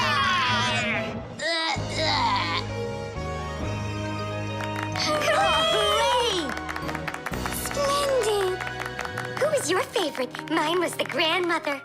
Well, I think Red Riding Hood was the best. For me, the hunter. He was so mighty and so fearless. And for me, the special effects. The antenna. Wow, is this cool or what? Ah, hello there, little Fixies. Did you come to see what I'm working on? Professor Eugenius, tell us what you're planning on doing with this huge thing. Well, I hope to use this fantastic device to make contact with aliens. Since ancient times, people have wondered, is there life on other planets? What might aliens from outer space look like? And what kind of spaceships do they travel in? There are some people who say that they've seen alien spaceships and that they look like flying saucers. There are even some people who say they've actually made contact with aliens. But personally, I'm sure it's just their fantasy. And science hasn't been able to prove any of these stories either. The one story that makes me laugh harder than all of the rest comes from a guy who claims that he saw aliens with his own eyes. Can you believe it? He said that there was a group of tiny aliens that looked like humans with glowing hair. It seems to me that this guy just happened to spot a few Fixies who weren't able to hide from him in time.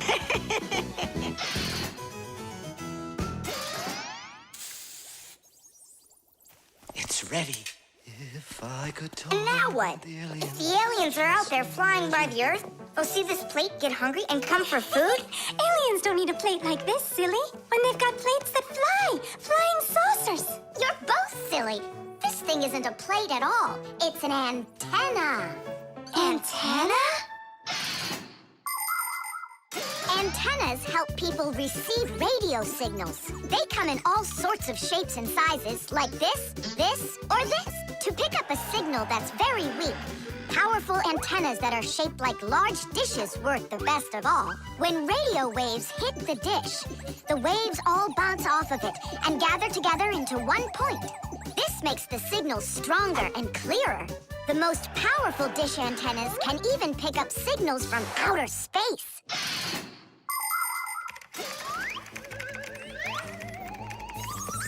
Nolik, stop! You'll burn yourself. Don't treat me like a baby boy, okay? Ah, interesting. I wonder what's inside of there. Do you know? Why don't we go and take a look? I was only trying to help him out. No need, Nolik. The soldering iron is way too hot, and I'm practically all done here. Then let's start looking for those aliens in outer space. Just 1 second, Nolik. There. Uh-oh. And now,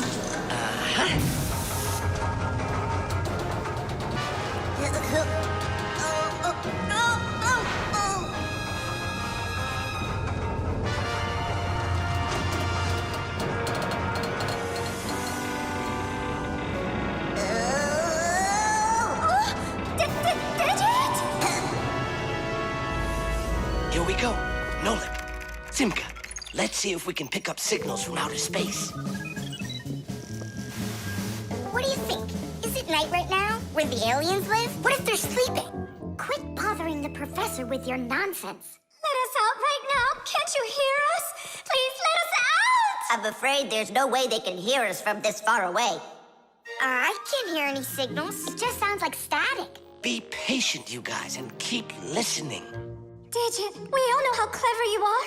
Can't you think of a way out of here? I think I got it, Tula. You stay there. Yeah. I'll use a special code I know to send a signal that we're in trouble. Wait a second. Do you hear that? Could it be a signal from the aliens? Hooray! This is sensational. It means that somewhere in the cosmos are intelligent forms of life. 3 dots, 3 dashes, 3 dots. Ooh, it's Morse code. It's a signal for help that they're sending. You don't think the aliens are in trouble, do you? Yeah, I think so. And who do you think they learned Morse code from out there? Yeah, that's strange. There are hardly any Fixies that know that code. Digit does. Ah, and where is he, you know? And where's Tula? Well, I think I know exactly with which aliens we made contact. I think I know it too, Professor. Lower the antenna.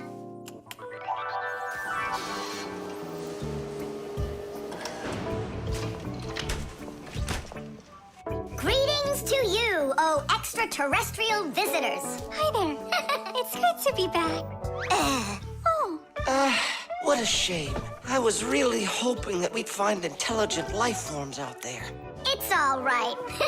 At least we found 2 unintelligent ones. Knots.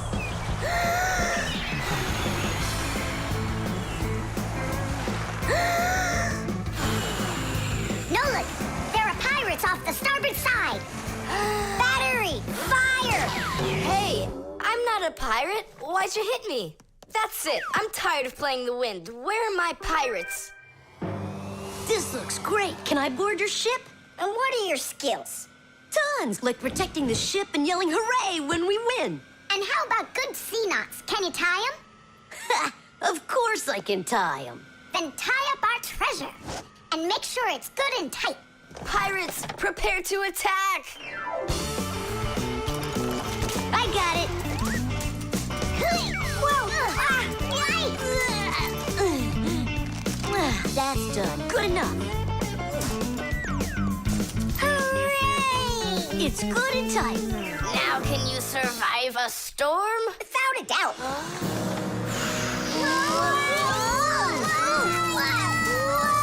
Our treasure! It's sunk into the sea. That was my mom's necklace we sunk. I'll pick it all up, don't worry. No, thank you. We'll manage ourselves. He calls himself a sailor. Go and learn to tie some knots. Try tying 2 ropes into a knot. You think it's easy? A badly tied knot will untie itself before you know it. Here's one way to tie it right. First, cross over the two ends like this. Now to finish the knot, you've got to cross them over again. But not this way. It's got to be in the opposite direction. When it's done, it looks like one loop inside another. This kind of knot is called a square knot. And it won't untie as long as you tie it right. And that's just one of the many kinds of knots a sailor has to learn.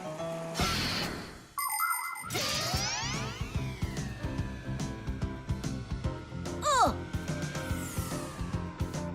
Okay. I knew I could tie it. Now what else is there to practice on around here? I found some more of our treasure. Here's another one. That's 19, but we're supposed to have 20. I know it because I'd counted our treasure.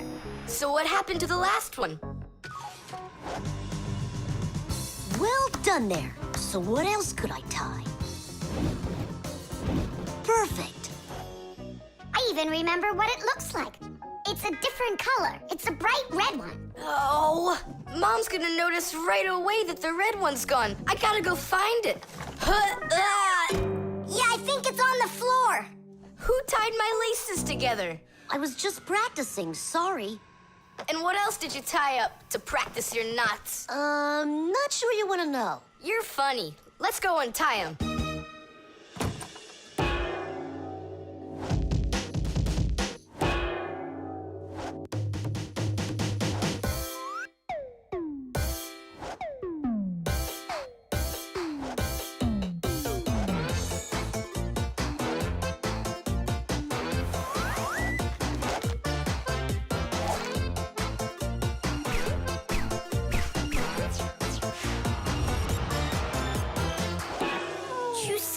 Don't look at me that way. I'm scared. She's just staring at her own whiskers, Nolik. And what have you done to her whiskers? Well, I tied them with the square knot. Fire, you're just a blockhead. And why don't you tell us what else you've done?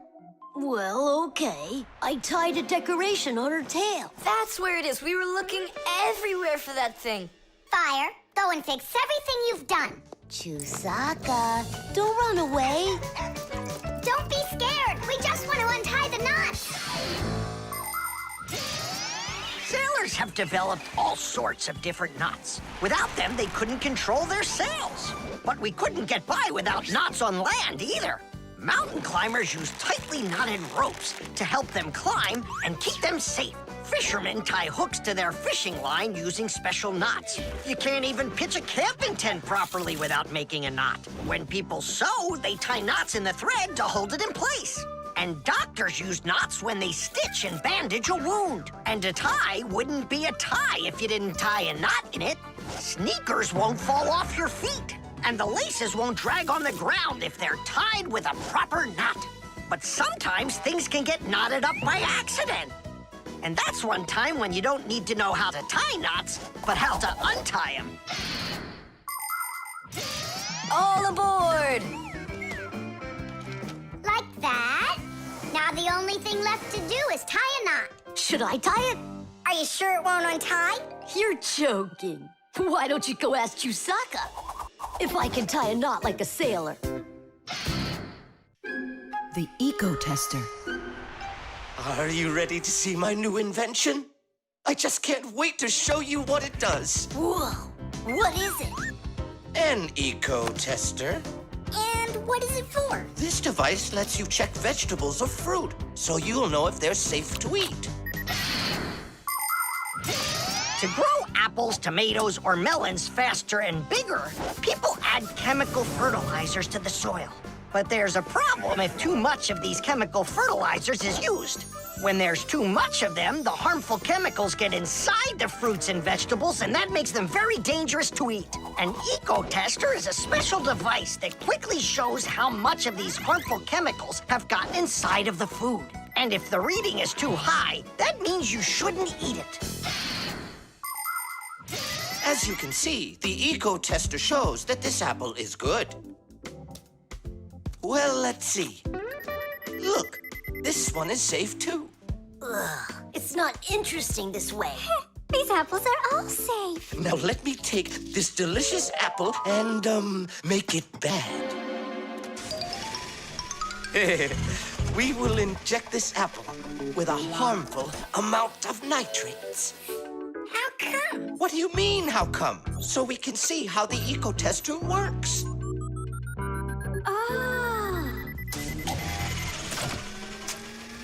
Whoa! Aha! So you see, the Ecotester clearly shows this apple is poisonous and can't be eaten. Is it only for apples or for any kind of fruit? Any fruit or vegetable. I can get a watermelon to show you. Could it really be true that watermelons can have nitrates too? Of course they can have nitrates. Humans often act without any concern for nature. The waste from factories, airplanes, cars, and cities causes tremendous damage to nature. Species of plants and animals disappear. Air, water, and soil become polluted. And many other kinds of ecological problems appear. And humans shouldn't think that ecological problems are just nature's problems. Because when humans harm nature, they are also harming themselves. People breathe in the dirty air, drink polluted water, and eat food grown in soil contaminated with chemicals. If humans don't want to drink milk filled with poisons, and they want to eat ecologically clean fruits and veggies, then they must learn to treat nature as their friend. Hey, why don't we test these apples ourselves? Nolik, help me out.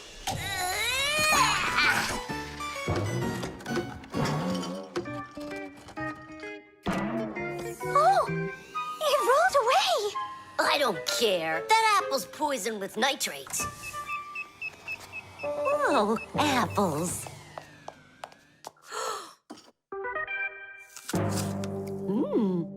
Elisa, don't eat that! Elisa, stop! Please sit down. What? You bit into it? Yes, and what? Oh no, it's poisoned! What? Do you have trouble talking? Oh, yeah. You feel faint? Oh, I'm fainting. Elisa, hang in there. What? There's no poison in that apple she ate. Oh, my assistant. Oh no, I've poisoned her. Oh, Elisa, please. There was no poison in that apple. Oh no, he didn't hear us. What should I do? I know how to make him hear. Hello? It's an emergency. It's a case of poisoning. Not me. I poisoned someone. Yes, with an apple. Fire. Poison. Oh. Professor, this apple has no poison in it. The bad one rolled away onto the floor. Did it really? This is just fantastic news. Can you see me, Elisa? I can't see anything. How's that? I see you. I can see you. I can see again. I have great news. There's no poison at all in this apple. Are you sure? It's perfectly fine. Here, take a look. The Ecotester shows that there are no harmful chemicals inside. It's wonderful news. This is one excellent apple. And nutritious. This appliance of yours is simply wonderful. Now she'll say he's a genius. Professor, you are a genius. Thank you for saving my life. Oh, it was nothing. Actually, it was Nolik. He saved her life. I did? Dropping the watermelon was your idea, wasn't it? Ah, you're right. I saved her life. The oven.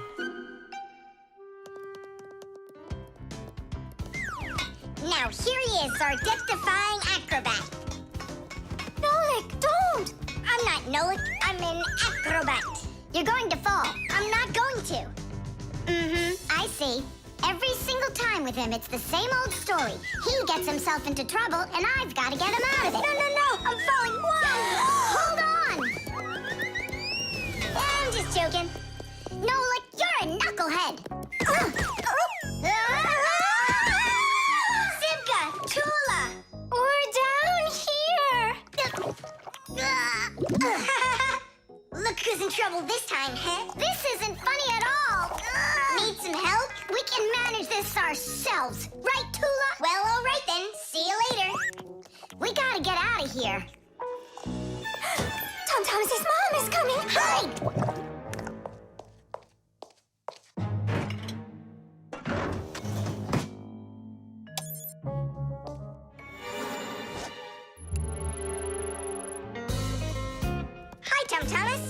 Nolik, are you up for a ride? Because this train's leaving the station.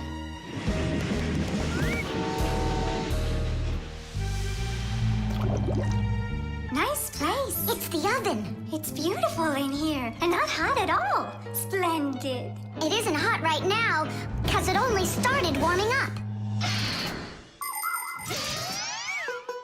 An oven is a cabinet with a heater. It can get so hot inside that it'll roast whatever's in there. As a matter of fact, that's what ovens are for. People roast meat inside of them and bake things too. Some ovens burn gas for heat and others use electricity. They have special electric coils that get red hot and heat everything that's inside the oven. So be careful around ovens.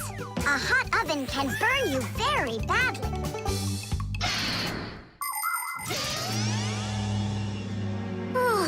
It really is getting so hot. We gotta get out of this oven right away! Simka, we're about to get roasted in here. Yeah, inside of a fresh-baked Fixie cake. I don't want to. You think I do?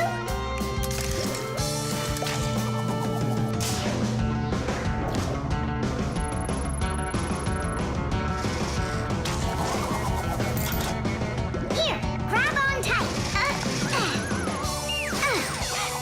This way.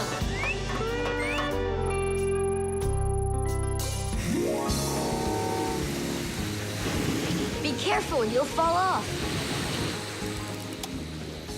You're just like Simka. She told me the same thing, and then she was the one who fell. Right into the batter. Together with Tula.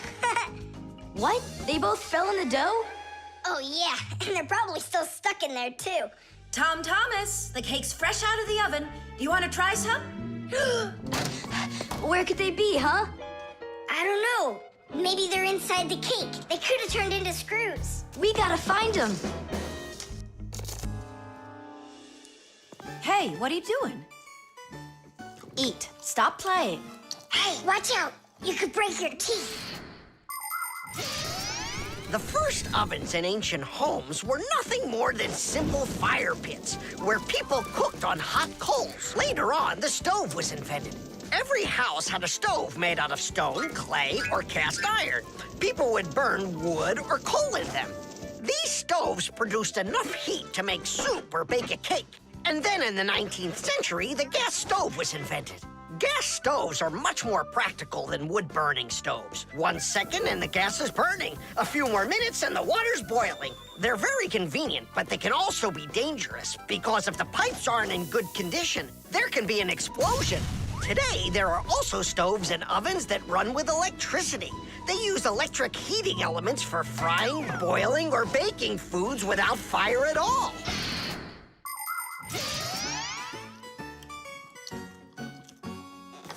Tom Thomas, I think you'll explode. But it's so incredibly good. I just can't stop eating it. Keep chewing, Tom Thomas. That's as much as I can chew. Hey, what are you guys up to? Up to? We're trying to save you. You're not in the cake? Then how come I was eating all of this? I hate cake. Maybe it's because that's what good friends do. Yeah, he's a good friend who's got a really good appetite. The video call.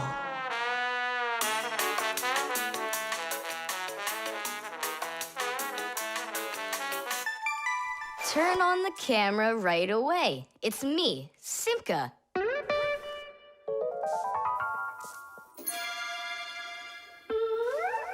Just as I expected. Nolik, why aren't you in school? School? It started? No, but you'll be late if you don't hurry. I'm on my way. Simka, is that really your Fixie school? Well, actually, it's the laboratory where Professor Eugenius works at. He lets us have our school here. Who's that, Simka? Look. Is that the professor? Where? Oh, come on, Tom Thomas. That's the manipulator. Who? Not who, what? It's a mechanical arm. For real? Oh, please show me some of the other things you've got. But But how can I show you? Come on, with the camera. Computers and tablets are able to connect with one another through the internet. That's why you can talk to another person on your computer like you're talking on the phone. And if the computer has a video camera, then it's possible to send not only sound through the internet, but video as well. That's why it's called a video call. With video calls, it's possible to talk to your friends, to see them, and to show them all the things you can see yourself. All right, take a look. Over here we have chemistry equipment. And over here... Hey, Tom Thomas. It's good to see you. Wow, you flew there so fast. Nolik, get out of the way. You're blocking the view of the lab. I am not blocking the view. Stop it! Go away! You go away. Tom Thomas, what are you watching? Is it time to turn into screws? Too late. He already spotted us. It's just a cartoon about these funny little guys. Can I watch with you? Nah, it's boring, Dad, and I've already seen it. Next, that blue guy, he starts jumping. Watch. Now what? I say run. Start jumping. Make it cartoony. Now that red-headed character will sing. Watch. La la la la la la la la la la. Then she starts dancing. La la la la la la la la. These guys really are funny. And here are the super fast moves. That was funny. I gotta get going. That's all. You can rest. My dad went out. I'll get you, Tom Thomas. What are you doing over there, huh? Watching a movie. But why on my computer? Sorry, Professor. Yeah, will you forgive us? So how is it any good? Uh-huh. It's a super funny one. Really? Yeah. You see that boy there? He's gonna start waving his arms around like a maniac.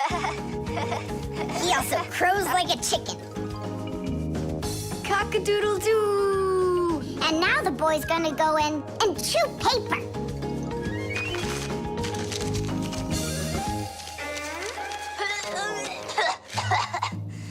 I can't do this all at once. A movie. That's what we're watching here, right?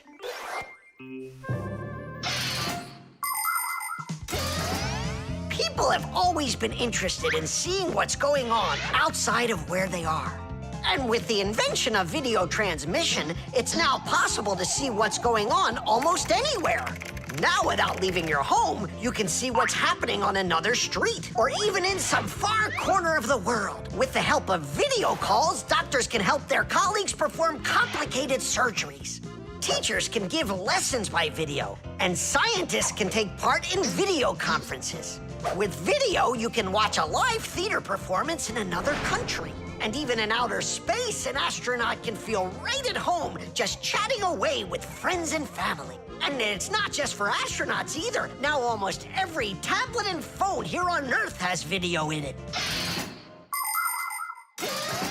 Introducing Tom Thomas. Nice to meet you there, son. And I'm Professor Eugenius, so I guess you're also a friend of the Fixies. Yeah, only it's a secret. My friend, that's a secret the two of us share. And you know, keeping secrets is what friends do. The motion sensor. This part has to be replaced with one that's new. I've got an idea. How about we run to the warehouse and get it? 'Cause you don't have time to go there. And that way you can keep on working. All right, then. Only remember the code for the part. A8375. I'll remember it for sure.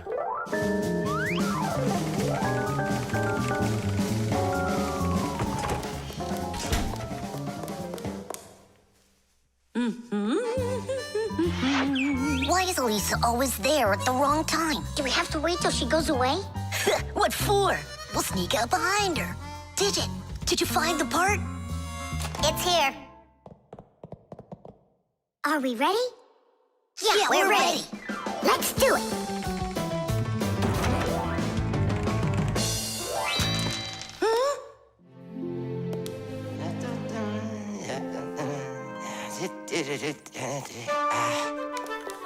Ah, Professor Eugenius, you're in here. Do you know why this door just opened? And closed by itself? Of course I know, Elisa. It's because I converted it into an automatic one. You see, I installed a motion sensor above it. A motion sensor is like an electronic eye that watches everything that moves in front of it. Did you ever wonder how doors open by themselves at places like stores or at the airport? They open with the help of motion sensors.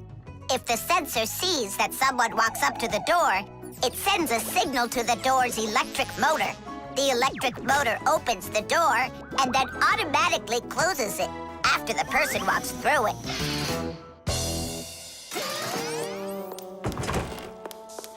That man is just astounding. Only a bit untidy. The door is automatic now? Then why didn't it open for us on the way here? 'Cause we're too little for that motion sensor. But the part's bigger than we are. Big enough for the sensor to see it. Then how do we get in there? We can fool that thing if we stay close by the wall. Now let's keep this as close to the wall as we can.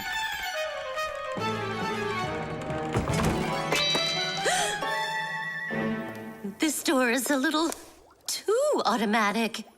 And these parts are here again. Didn't I put them away?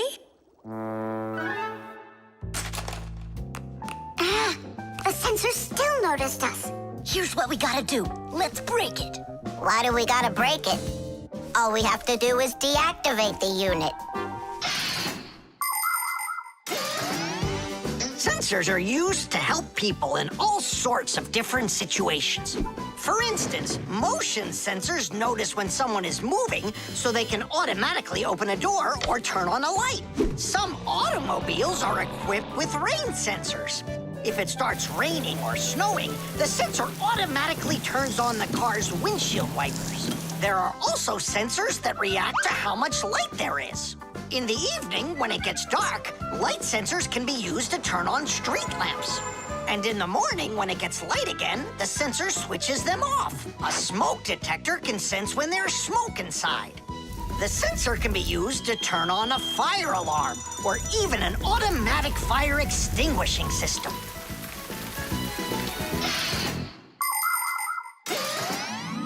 I turned it off. That should do the trick.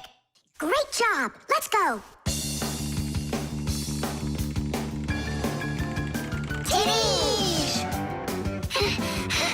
Professor Eugenius, mission accomplished. Well done, Fixies. Actually, not that well.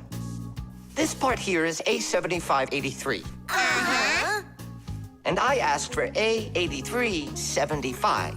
Digit, didn't you say you knew the code number? I did know it, but somehow forgot it. Digit, I can't believe that you forgot it.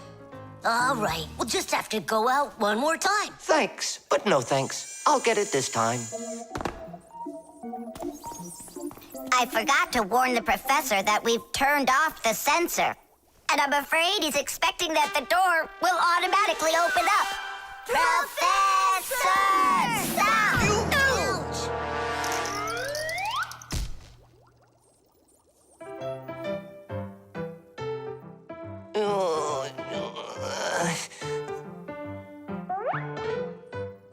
Forgive us, we didn't mean it. The gramophone. And that's a photograph of my mom when she was little. She sure looked happy, didn't she? Because parents were all happy when they were children. But then they grow up and start getting all gloomy and as boring as can be. Oh, what's this, do you know? A song about a screw? It's total nonsense. Nonsense? It's about a screw, which means it's practically about Fixies. Why don't we listen to it and find out? If it's good, we can all dance together. How do you listen to this thing? Like this? Why don't we try to use the player? We won't fit in there. Look, Right here it says gramophone record. See? So we need to find a gramophone player. Find what? Let's go to Grandpa's. Grandpa's, we found a song about a screw we want to hear. We're looking for a player for a gramophone record. Ah, I understand. What you need is a gramophone. A gramophone is an old appliance that was made for playing back sound that was recorded onto records. If you want to turn on a gramophone, you need to turn the handle to wind up its spring. The spring makes the record spin. Then a needle is placed on top of the record, and as it moves through the groove on the record, it shakes a little, which makes a diaphragm, a sort of mini drum skin, start to vibrate. The big horn of the gramophone then makes the sound louder, and we hear a voice or music. The most amazing thing is that a gramophone doesn't have an electric motor or any electronics. That's right. You don't need electricity for a gramophone to play back the sound that's recorded on a record. That's because a gramophone is an entirely mechanical wonder. If you want to know, there is a gramophone in the office of Tom Thomas's dad. It's on the desk. Great, let's go. Thanks would be nice.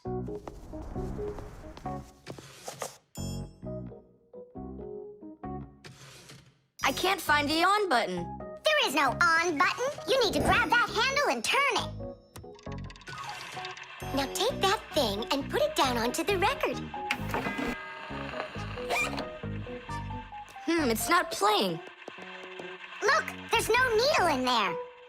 And where can we get one from? We can make it. Do you have any nails around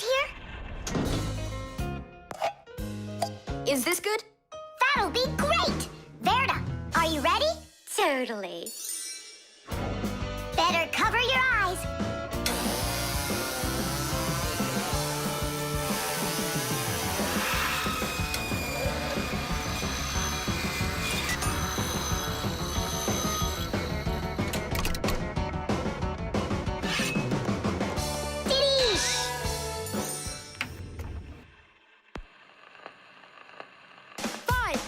It's working, listen. A little screw went for a run, and now without this little part, everything just falls apart. If you think a screw is nothing, take it out, but just beware. Everything will break without them, with no little screws in there.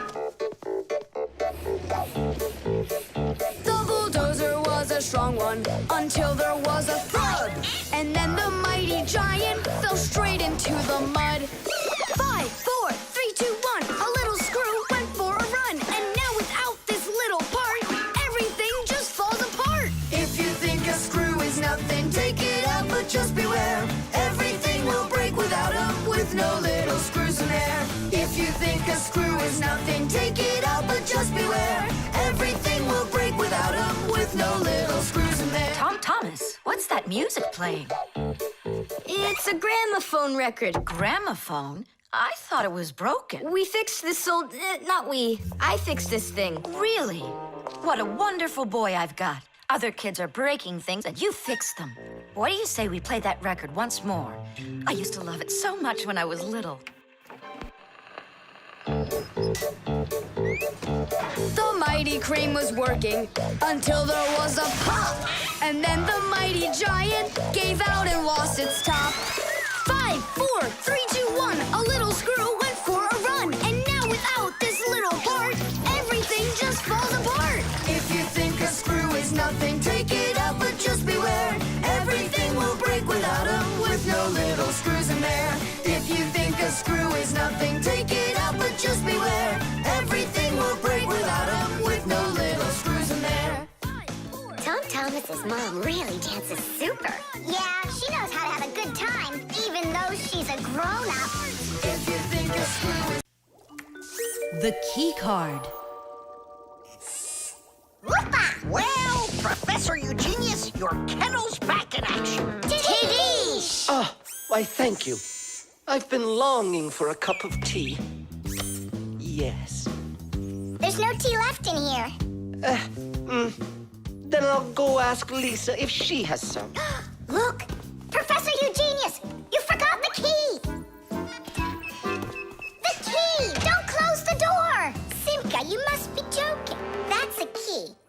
nothing but a plastic card. But it is a key. A special kind. It's called a key card.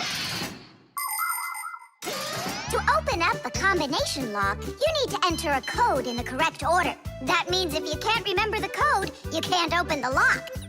But if the lock uses a key card, there isn't any code to memorize because the code is held inside the card's memory, and the lock can read the code from the card. Of course, key cards don't work with any lock. They have to be smart locks that are able to read electronic codes. When the smart lock reads the correct code, it opens right up.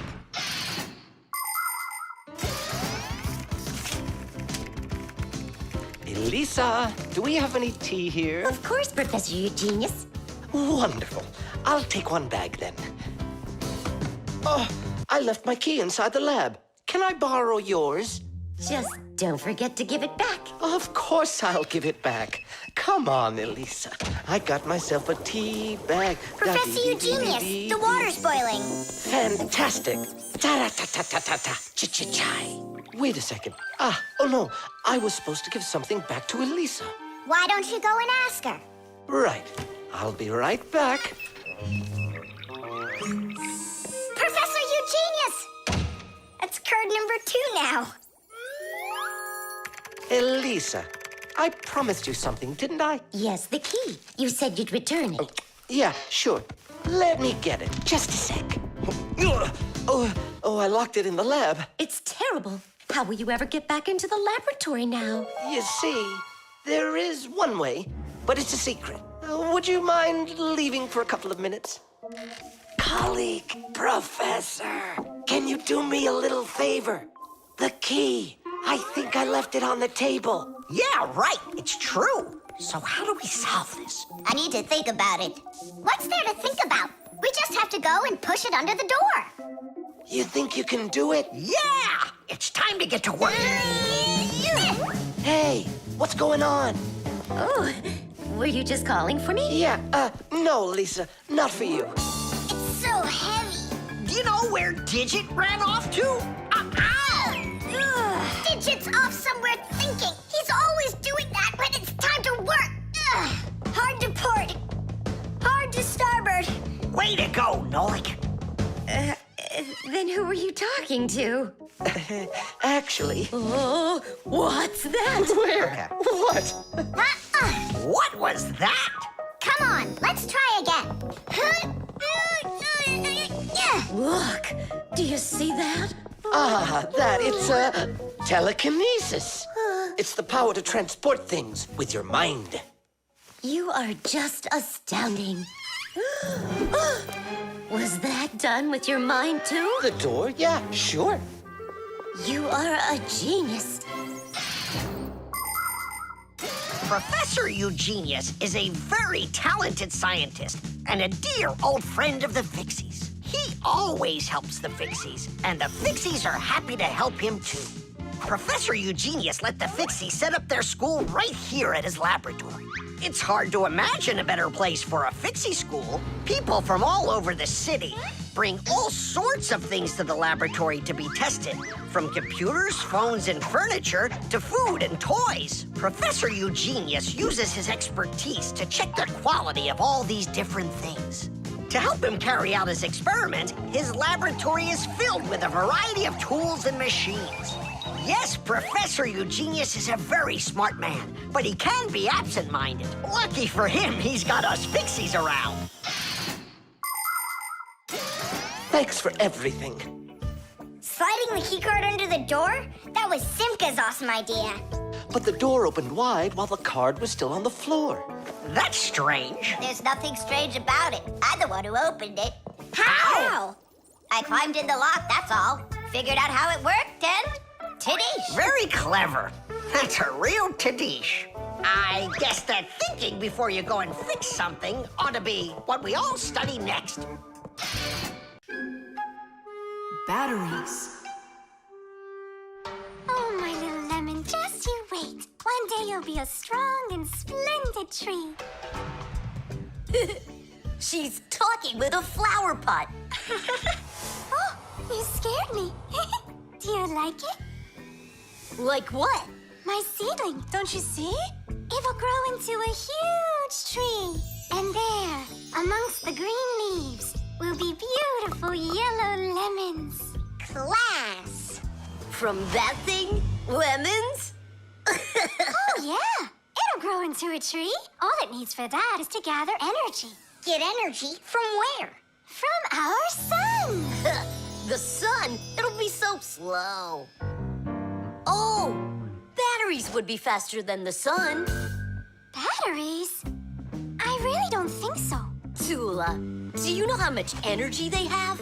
Let's just bury a bunch of those batteries in here, and you'll be watching your lemon plant shoot up into a tree. Are you positive? Absolutely. And where can we get the batteries? Over there. Professor Eugenius has a whole box full of them.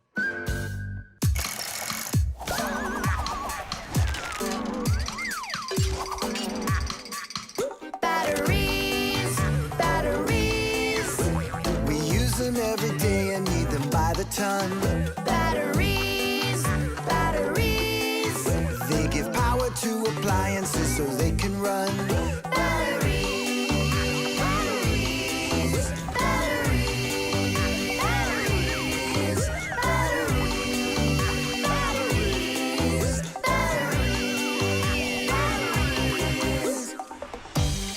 That does it. We'll be seeing the first lemons before the week's over. The first battery in the world was made in Italy more than 200 years ago. When two different kinds of metal were placed in salty water, electricity started flowing through a wire from one piece of metal to the other. Many years have passed since then, but batteries still work in pretty much the same way. Today, you can find batteries being used for electricity just about everywhere. Tiny batteries are used inside of wristwatches, while big batteries can power cars and even ships. With new batteries being produced by the millions, we have to think, how should we get rid of the old ones? You can't just throw away batteries because they'll poison our soil and water. The best way to dispose of batteries is to take them to a special collection station that sends them to factories for recycling. Yes, it's a terrible idea to bury batteries. You can kill any plants that are growing there. And this is the very reason why Professor Eugenius puts all of his used batteries in that box over there, so he can dispose of them properly. Hey, where are they? Oh, my seedling! We harmed you! What? Where are the batteries? They're in the flower pot. How come? So the lemons would grow faster. From the batteries? Who came up with that idea? It will die! Hurry! We gotta go save it! The soil's contaminated. We've got to find a new home for this seedling. But where? Over there. There's a pot with healthy soil. Let's do it! Batteries, batteries. They come in different sizes, shapes, and colors too. Batteries, batteries. Could be yellow, might be green, or maybe red and blue. Batteries, batteries, batteries, batteries,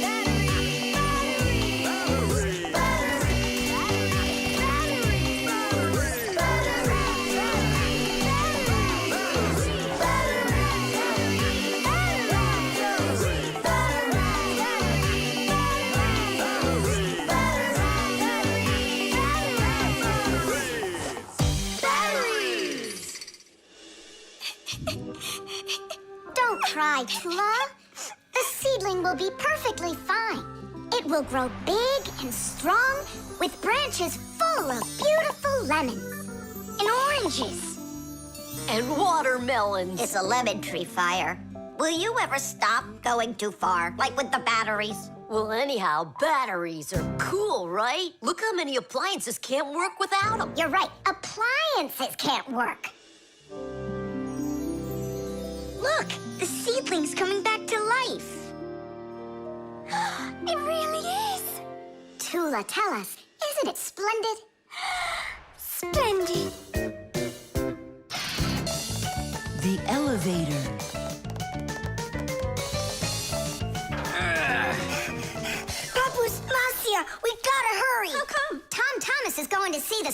And what? We want to go with them, can we? The answer's no. Just you kids without supervision. Who said no supervision? His parents are taking him there. We'll be careful, don't worry. They won't even notice us. Well, if Tom Thomas's parents will be there... Hooray! We can go! Wait a second. I didn't even say yes yet. Yeah. Simka and Nolik, where are you? We gotta hurry up. Tom Thomas, it's time to go. I'll be right there. We're ready. Climb into my hood. Ha! I know who's going to the circus today.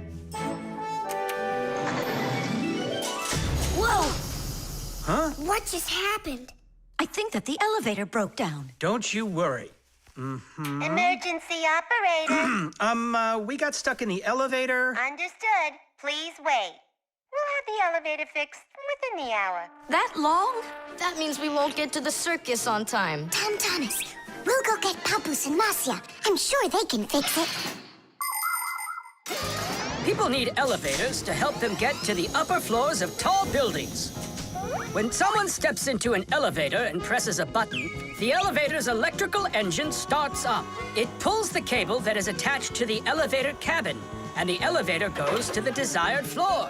The cable hangs over a wheel, and it usually has a heavy counterbalancing weight attached to the other end of it. This counterweight balances the elevator and helps the electric motor do its job.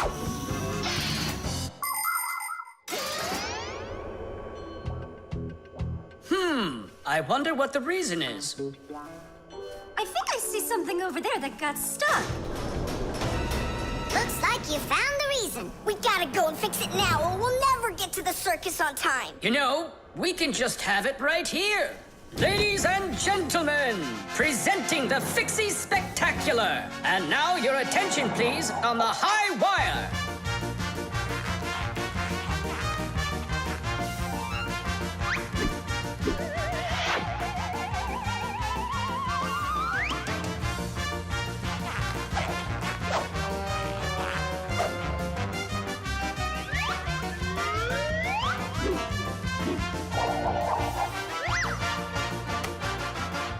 Whoa!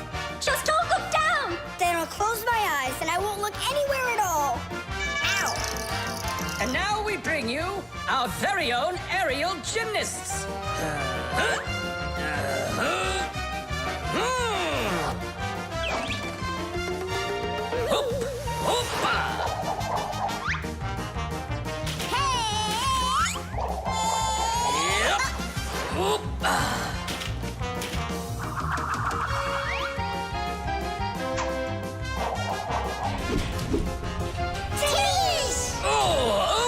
Tadish! Our next act, feats of strength. It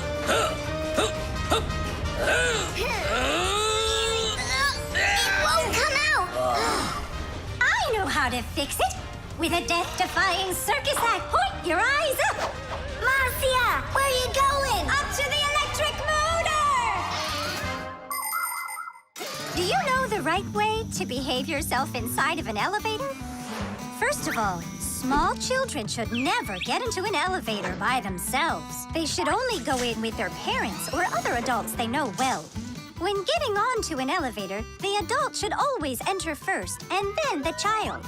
When it's time to get out, it's the other way around. First the child leaves and then the adult. If you are taking a dog onto an elevator, make sure its tail and leash are completely inside so they don't get stuck in the door. And there's one more thing. If the elevator suddenly stops for some unknown reason, don't try to break out of it yourself. Press the button that calls the emergency operator and wait for help from the elevator repairmen. Or the Fixies. I reached the motor! Turn it on! Oh, they fixed it. That was quick. Now we'll make it on time. There was no need to worry. Stop! It's way too high. Tom Thomas went to the circus without us. There's no need to get that upset, Nolik. Our circus is as good as theirs. Right, Papoose? Of course it is. Thank you! Thank you, to who? What do you mean, who? The elevator repairman.